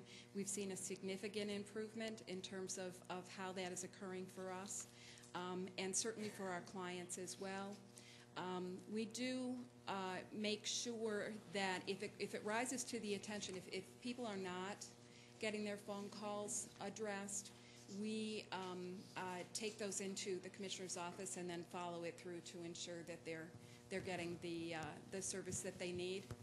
But one of the things, in addition to the phone system piece, because a lot of times a voicemail can fill up because you call and tell your story, and then your caseworker calls and tells the same story, and then your attorney calls and tells the same story. So three calls can fill a voicemail up. And to be frank with you, I would rather that they are delivering direct services than necessarily keeping track of that phone. However, what I think is really important as well is that one of the things that we have just initiated is a task-based service, and we're rolling it out now on the public assistance side, which is where the phone call returns are always somewhat challenging, where we're actually training people to be specifically address one particular issue of a case so that people can really remain focused and move along their system. In its initial phases, we're really seeing tremendous success in terms of our ability to stay on top of the caseload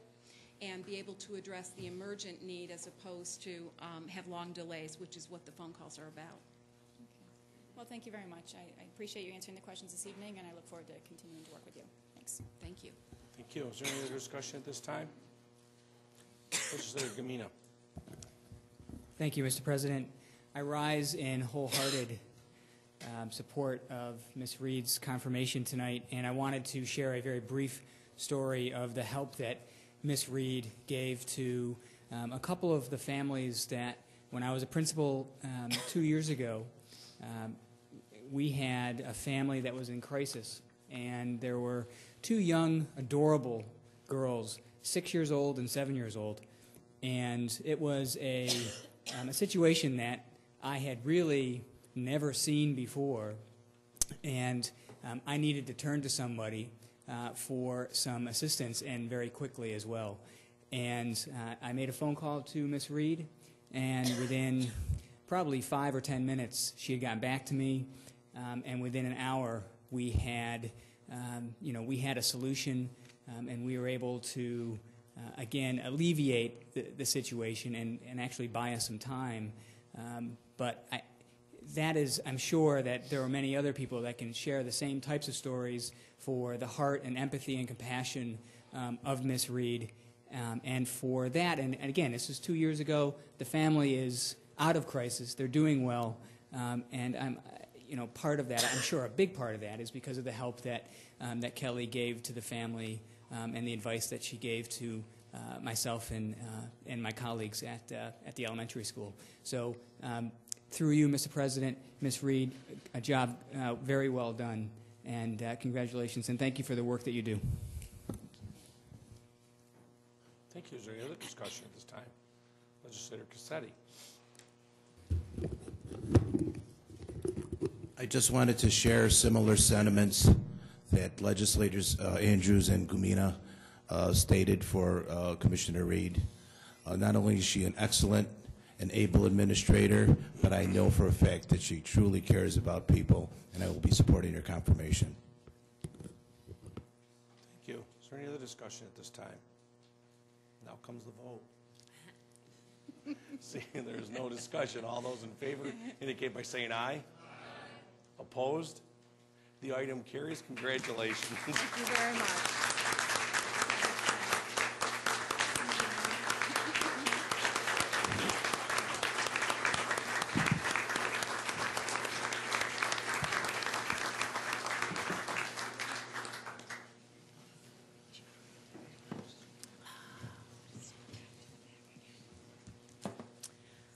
Item number 54, referral 11-132, authorizing settlement.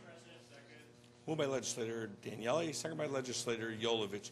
Is there any discussion at this time? Seeing there's no discussion, all those in favor indicate by saying aye. Opposed? The item carries. Item number 55, referral 11-131, providing. Moved by legislator Quattro, second by legislator McCann. This is a lifting from the table motion. All in favor indicate by saying aye.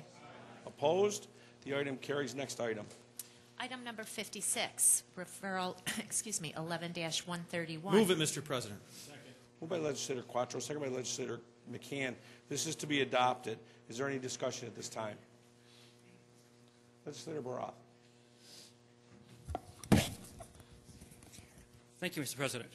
Before I begin, I would just like to say those are some lovely lilacs up there, and I would just like to congratulate you on choosing those flowers for today and invite everybody who might perhaps be going to the Lilac Festival to come on down and visit us, and the LD24 would love to have you. So I want to point that out. I got it.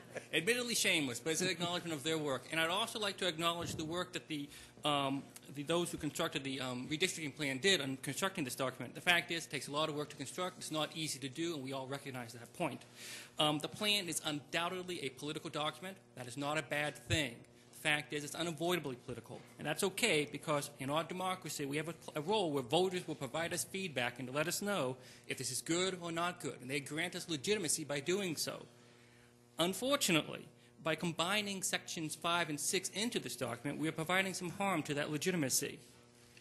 5 and 6 sections separately address the legislative charter by talking about setting the terms of the election. They're talking about when we will be elected to this body, whereas the document itself is discussing who will vote for whom, laying out the district lines. Those are two separate issues affecting our charter, and they should be considered separately. Combining the two is a disservice to our citizens. In fact, it's a disservice to our employers, our citizens, as well as our neighbors and anyone else who might ever care to look at this document. And to that end, I shall read, providing that item number 56, referral number 11-0131LL, amending Monroe County Charter and Administrative Code relating to legislative district boundaries and term of office of members of county legislature be severed. Be it moved that item number 56, referral number 11-0131LL, be severed to remove the following into a separate main motion, which is sections 5 and sections 6. It should be going about right now. If I could have a second. Thank you. It is, I have it, thank you. It's moved by legislator Baroth. It is seconded by legislator Eckel. Is there any other discussion on the amendment at this time? Legislator Haney?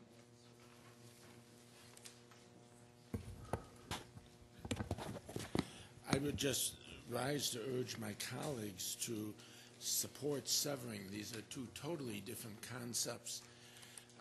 I'm prepared tonight to vote for the new district lines.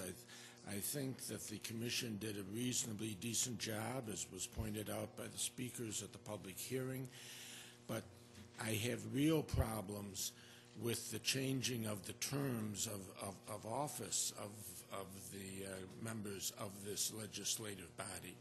They're two totally different issues, and while I'm prepared to vote for the new district boundaries, the changing of the terms creates, I think, some serious problems which can be debated later. So I would urge that the two be separated so we can treat them separately. Okay, is there any other discussion at this time? Seeing that there's none, I'll move to a roll call vote. Dr. Quattro. Mr. O'Brien. Ms. Andrews. Mr. Antelli. Mr. Barker. Mr. Broth. Mr. Beebe. Mr. Cassetti. Mr. Colby. Mr. Daniele. Mrs. Straw. Mr. Eckel. Mr. Esposito. Mr. Gamble. Mr. Gamina. Mr. Haney. Mr. Hanna. Mr. Hyder. Mr. Howland. Ms. Kaylee. Mr. Lee. Mr. Lightfoot is excused. Mr. Monero. Mr. McCann. Mr. Rocco. Mr. Tucciarello. Mrs. Valerio. Mr. Yolovich. President Adair. No. 12 to 16, motion to sever fails. Back to the main motion now. Is there any other discussion at this time? Legislator Andrews. Thank you, Mr. President. As Legislator Baroth just pointed out aptly, this proposal is actually very separate. It contains two separate ideas, the proposed redistricting and their lines, and then the proposed terms for the legislators to be elected. It's unfortunate that the severing motion failed because I think these truly should have been considered in separate motions. Currently, as we're all aware, since 2001 at least, and I believe before that, legislators have staggered terms. Half the legislature is up every 2 years, and we run on what we commonly call either a 4-2-4 pattern or a 2-4-4 pattern. 4 years, 2 years, 4 years, or else a 2-year, 4-year, 4-year after that. And the beauty of this is that citizens have a choice in electing different county representatives every 2 years. And they're not restricted to just having a say in who represents them in the county legislature or in the county every 4 years. And this sort of staggered terms is similar to what every other level of government does. At the federal level, clearly we all choose Congress representatives every 2 years. And while senators serve for 6 years, the entire U.S. Senate isn't up on the same 6-year cycle. They also have 6-year staggered terms. At the state level, in the New York State Assembly and State Senate, they all serve on 2 years. So the public has a say in electing representatives at that level every 2 years. Town boards may have 4-year terms, but also stagger their terms. City council, 4-year terms, but also staggered. At-large terms up one local cycle, and then the following local cycle, the district representatives are up. The proposed terms in this referral before us tonight eliminate staggered terms for the county legislature. That makes us the only government that won't allow citizens to cast votes on county representatives every 2 years. The only government out of all levels of government that we have. That doesn't make any sense, and it robs citizens of their input into county representation and decreases by half the amount of input they have into their representatives. And so because of that, I'd like to offer an amendment, which if seconded, I would speak to. Second, Mr. President. I believe the amendment's being passed out at this moment.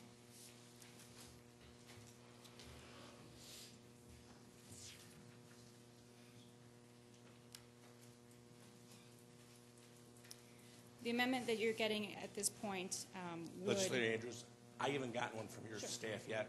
I don't know why I'm always the last one, but, you know, I got to see it first before we go ahead. Okay. And no one, and I have, the floor has not, I have not recognized that there is a motion on the floor, nor is there a second. So as soon as I get my thing and I can take a look at it, I will do that, and then you can speak again. Thank you. Thank you, Mr. President.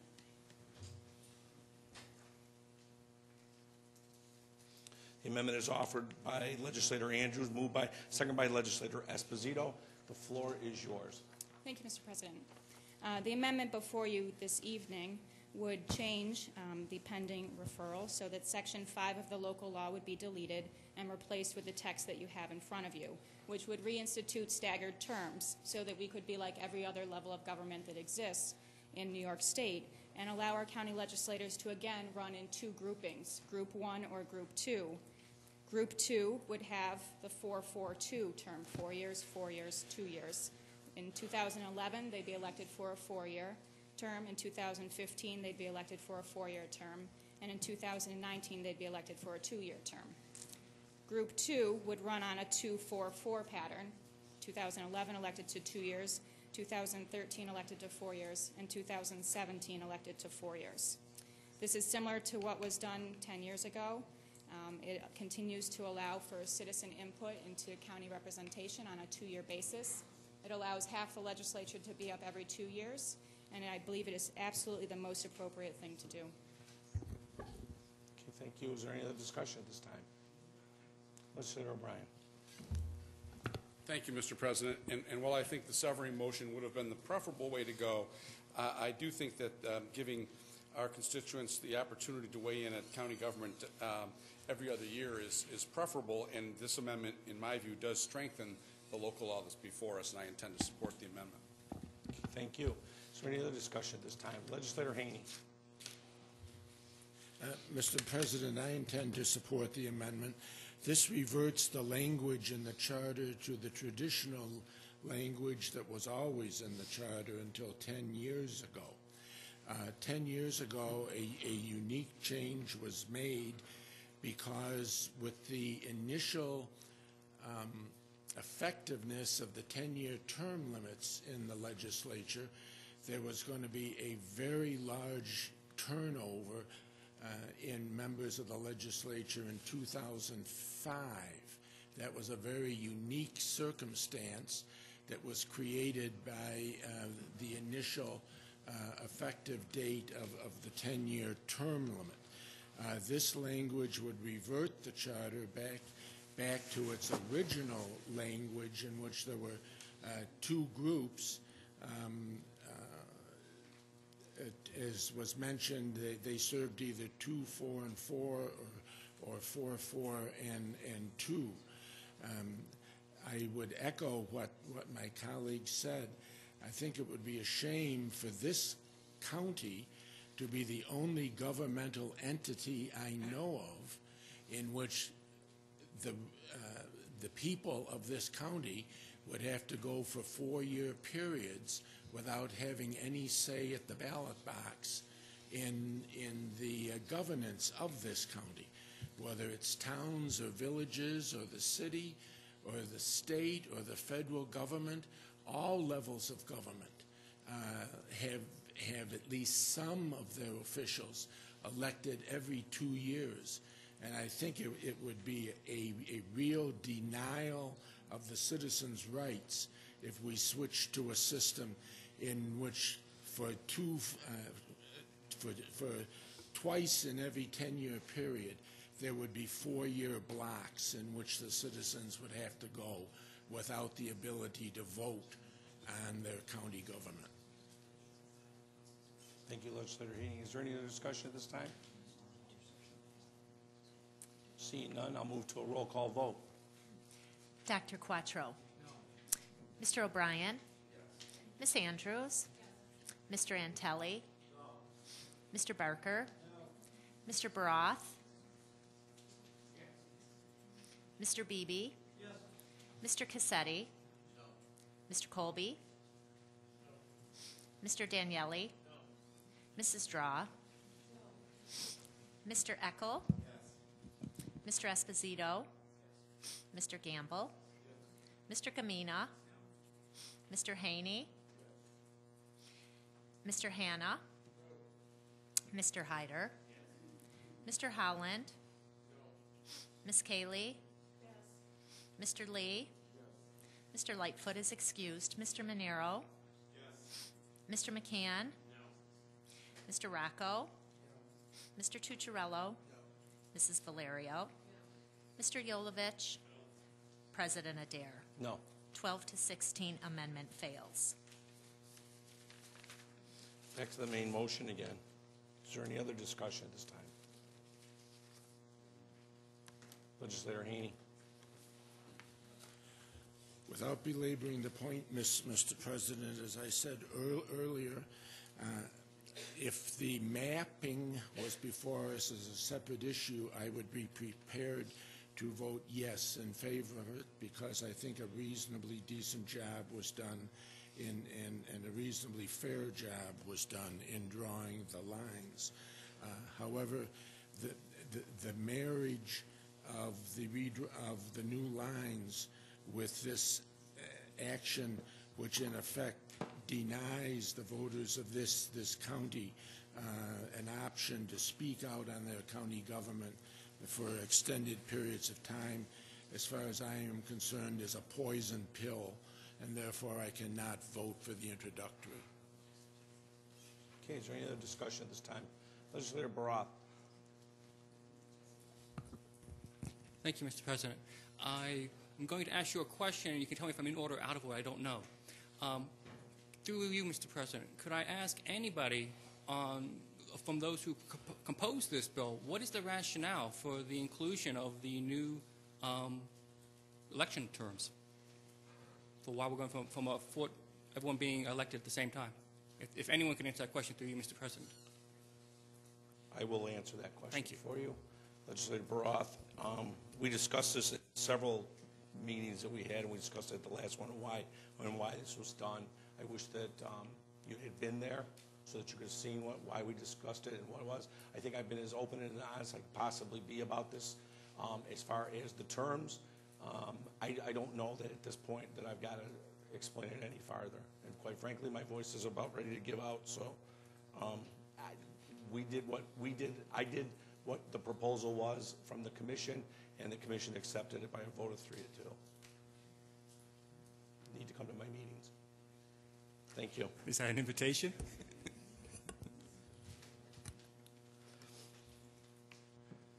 Is there any other discussion? Legislator Eckel. Thank you, Mr. President.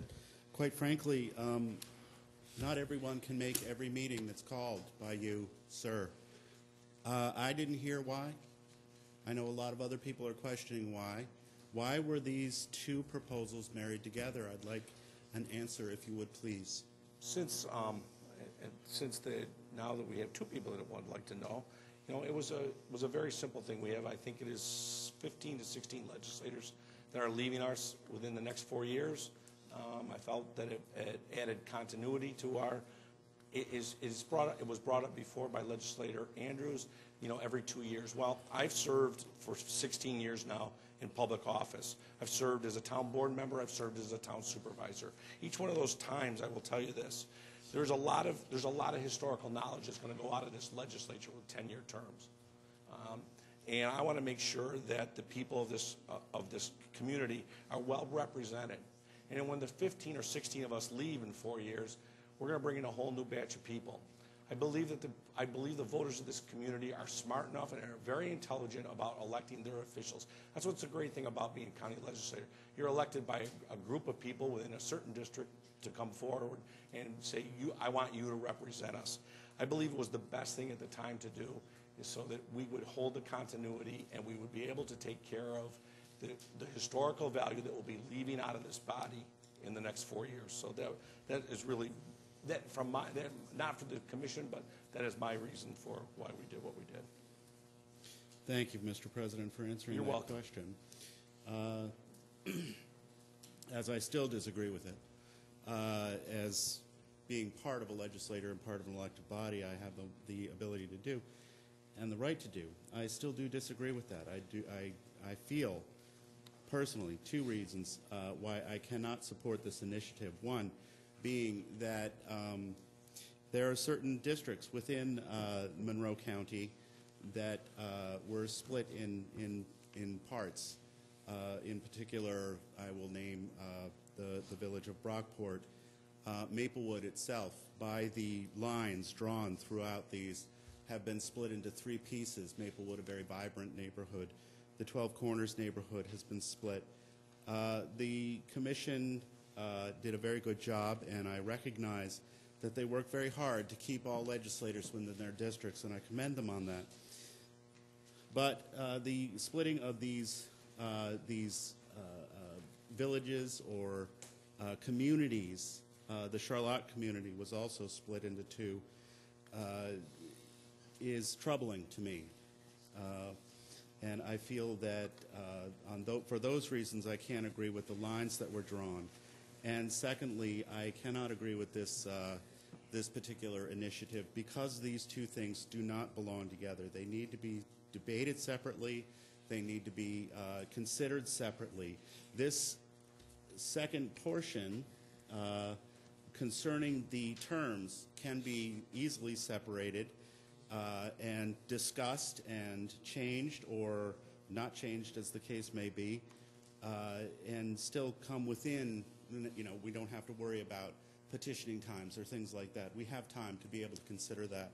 And I am very disappointed that my colleagues wouldn't even consider looking at them separately, especially since they pertain to two separate things. One being who votes for who, and two being when our terms are. And for those reasons, among others, I cannot support this initiative, and I plan on voting no. Thank you. Okay, thank you. Is there any discussion at this time? Legislator Quattro. Mr. President, may I request a 5-minute recess? You may. Granted? Yes, granted. 5 minutes.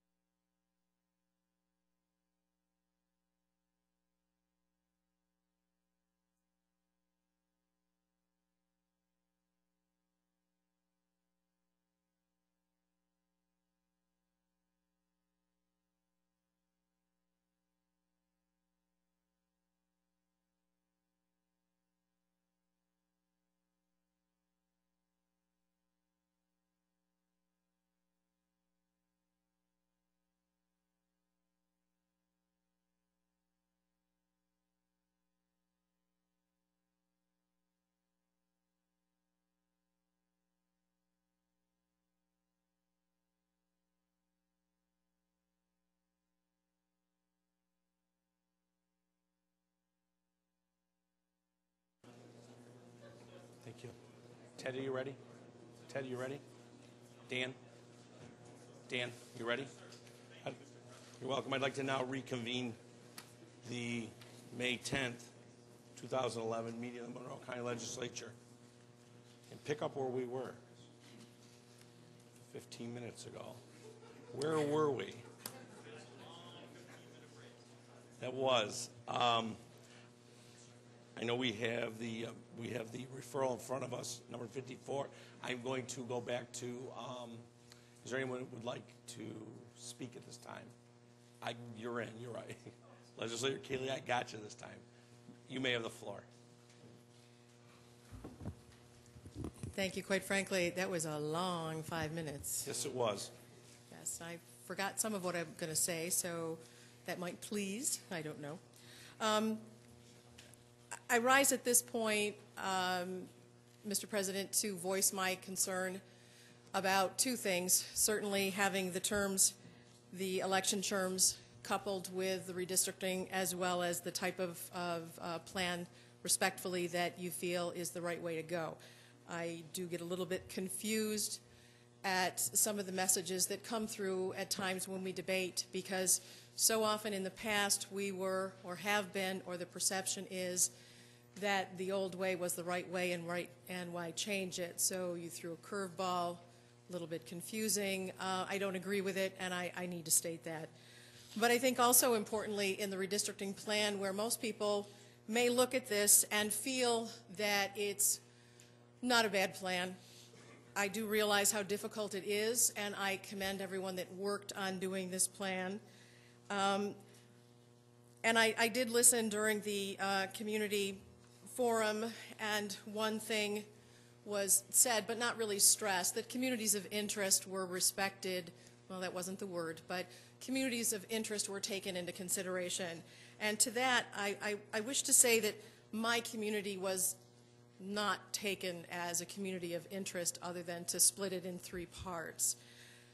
And I have to point out that it's ironic to me that with the independent redistricting, the area that mostly was part of my district, or I would say Maplewood, where I grew up, that's not the only part of the city that I represent, certainly, was the one district that independently coupled 3 incumbents together. And we all laughed, and I made a gaffe at that particular event and expressed my horror that anyone would even come up with an independent plan that would put 3 incumbents together. You've not coupled any incumbents together, that's fine, but ironically the 3 incumbents that were coupled together in the independent plan are the 3 that are now sharing my neighborhood. It just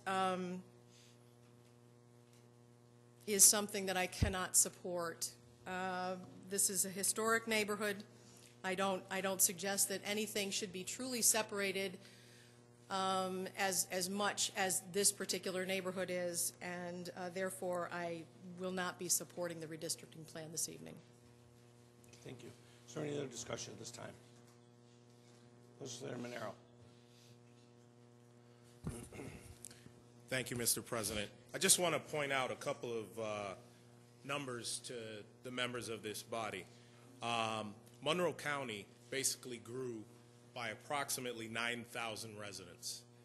The Latino community in Monroe County grew by approximately 16,000 residents, which accounts for, if you subtract the growth in the Latino community, it accounts for a negative 7,000 residents in Monroe County. It's 38% growth. This plan continues to separate the heart of the Latino community in Northeast Rochester, and I don't know that I can support this. There are a lot of good things about the plan. As Legislator Kaylee said, the plan doesn't put any incumbents together, and frankly, if I was voting based on what benefits me, I would probably vote for the plan. So, just wanted to make sure that all the members of the legislature were aware of this.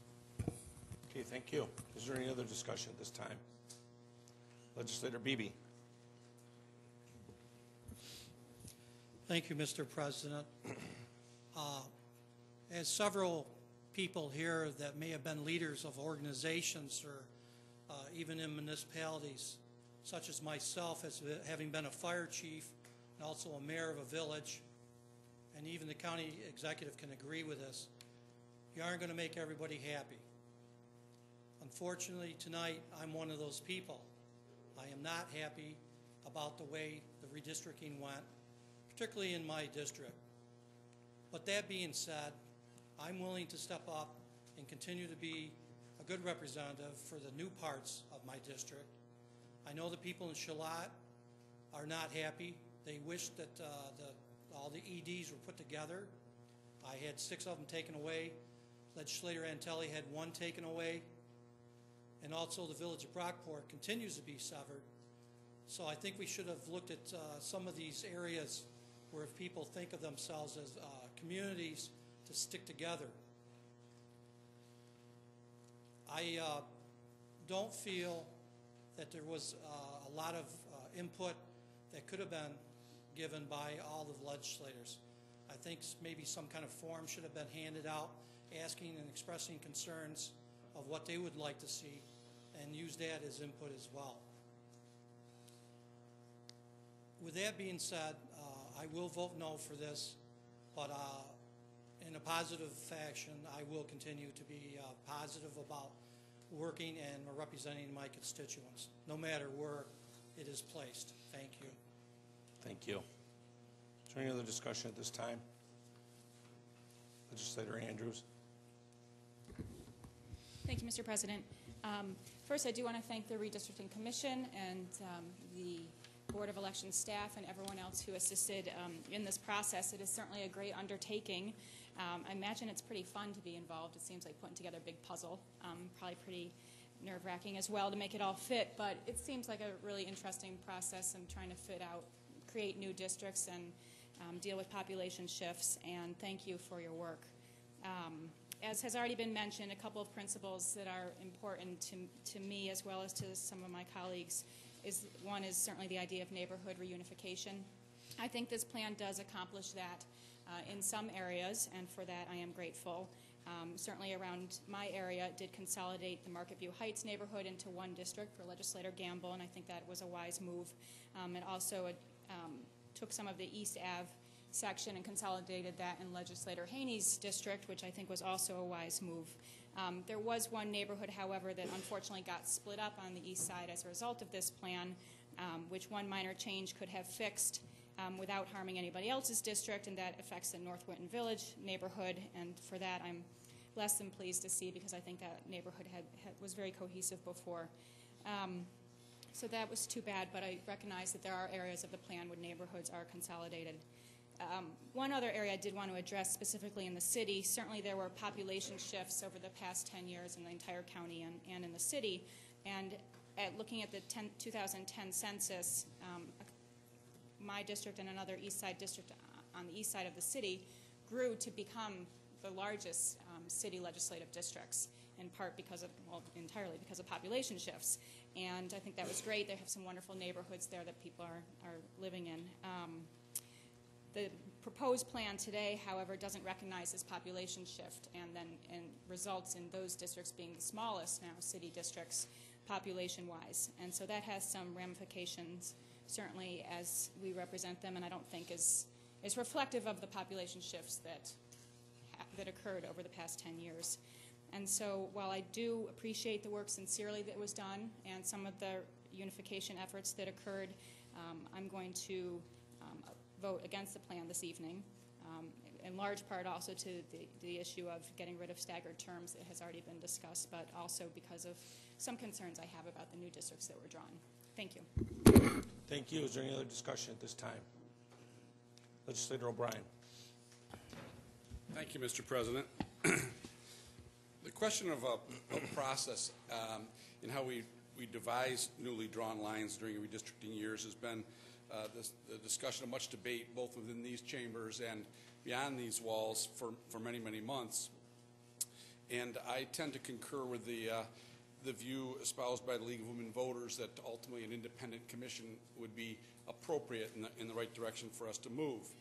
But the League of Women Voters did something else this year that was an eye-opener for me, and they commissioned a plan drawn by the Center for Governmental Research, who spent an enormous amount of time trying to develop plans. And what I learned from that exercise is that it's very, very difficult to draw plans that will address every concern. In fact, I'm sure impossible. And it occurs to me that that exercise, which in many instances resulted in less respect for municipal boundaries, in some instances, and maybe in some instances even more chaotic and less compact district lines than what the commission ultimately adopted as a plan, is very noteworthy. And I also find that the plan ultimately adopted, the so-called GOP plan adopted by the commission, was very, very similar at the end of the day to the plan proposed by the Democratic commissioners on the redistricting commission. And so it seems to me that it would be appropriate for me as a leader of this caucus and a proponent of good government, and I think what is a pretty good plan, to throw my support to the plan that's proposed before us, because I think all things considered, at the end of the day, we're not voting about process or a lot of other things, we're voting about a plan. And while not perfect in some respects, and I know everyone has a different opinion, in my view, this plan is strong enough and good enough that we can support it, that I can support it. I appreciate that, Mr. President. Thank you. Is there any other discussion at this time? Legislator Quattro. Thank you very much, Mr. President. I'd like to thank Legislator O'Brien for his comments. I think that what he was just saying about the diversity of opinion here tonight kind of reflects the diversity of opinion with regards to the entire process and the difficulty of the process, also reflected in the work that the Center for Governmental Research did along with the League of Women Voters. Everyone comes to this room tonight, representatives of those groups, representatives of the Democrat caucus, and representatives of the Republican caucus, as well as the members of the redistricting commission, with that perspective. This is a very difficult process. I think that I know that we have discussed at length the importance of having an independent process or independent groups participating in the process. But at the end of the day, I think that the plan that we have here, although admittedly not perfect, represents a wonderful effort by the people that participated. I'm not going to belabor the points that were mentioned on numerous occasions by the people that participated in the redistricting commission, particularly Commissioner Quinn, with regards to the characteristics of the plan that was recommended to this body by the redistricting commission. But I will say this about the process.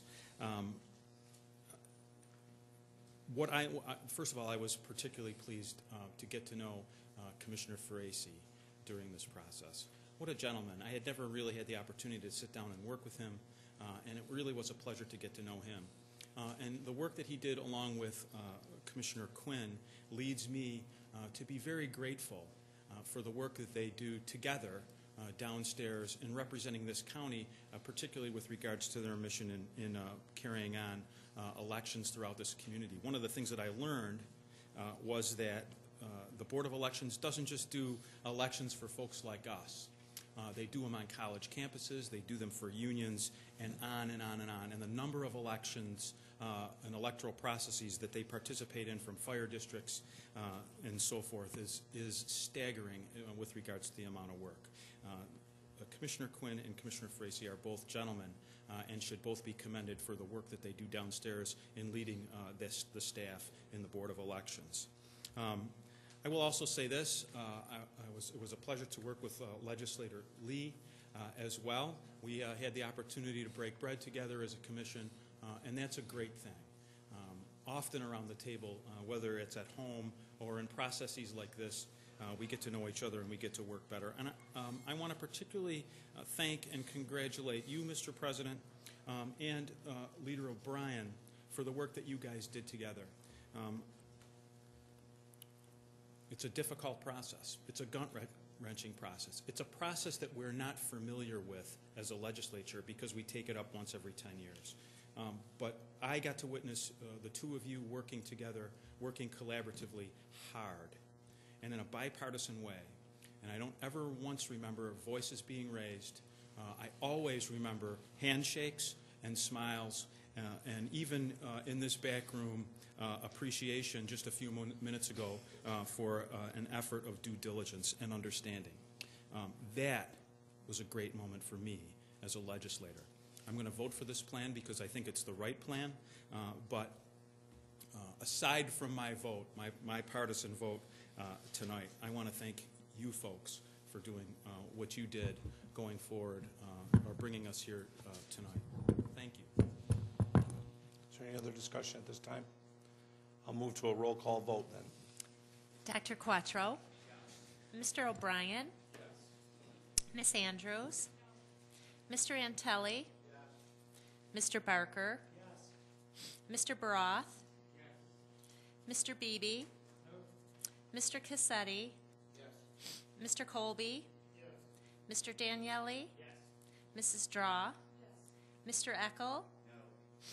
No. Mr. Esposito? No. Mr. Gamble? Yes. Mr. Gamina? Yes. Mr. Haney? No. Mr. Hanna?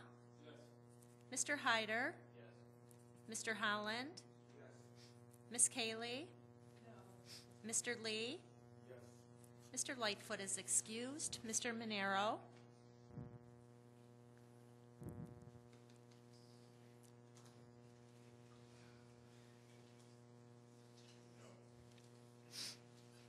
Mr. McCann? Yes. Mr. Rocco? Yes. Mr. Tucciarello? Yes. Mrs. Valerio? Yes. Mr. Yolovich? Yes. President Adair? Yes. 21-7, motion passes.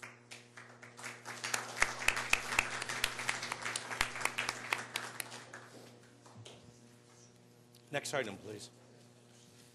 Item number 57, referral 11-161, confirming nominations for Young Citizens of the Year. Moved by Legislator Draw, second by Legislator Rocco. Is there any questions at this time or discussion? Legislator Cayley.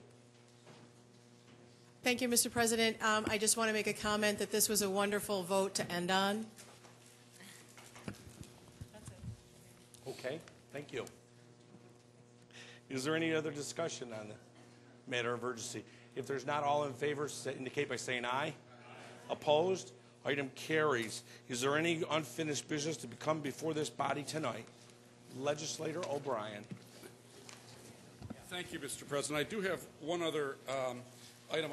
Apparently, I believe during Public Safety Committee, there was a question asked of the administration about whether Monroe County had joined something called the Immigration and Customs Enforcement Secure Community Initiative. And at that committee, I'm not sure who was here for the administration, but it was not the person.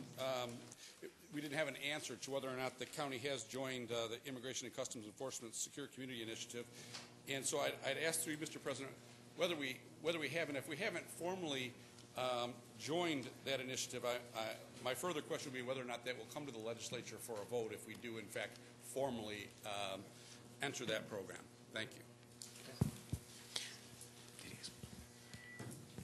Mr. President, we will be prepared to respond at the next Public Safety Committee meeting. Thank you. Being there is no other unfinished business, Dr. Quattro. Mr. President, I move that this honorable body stand adjourned until Tuesday, June 14th, 2011 at 6 p.m.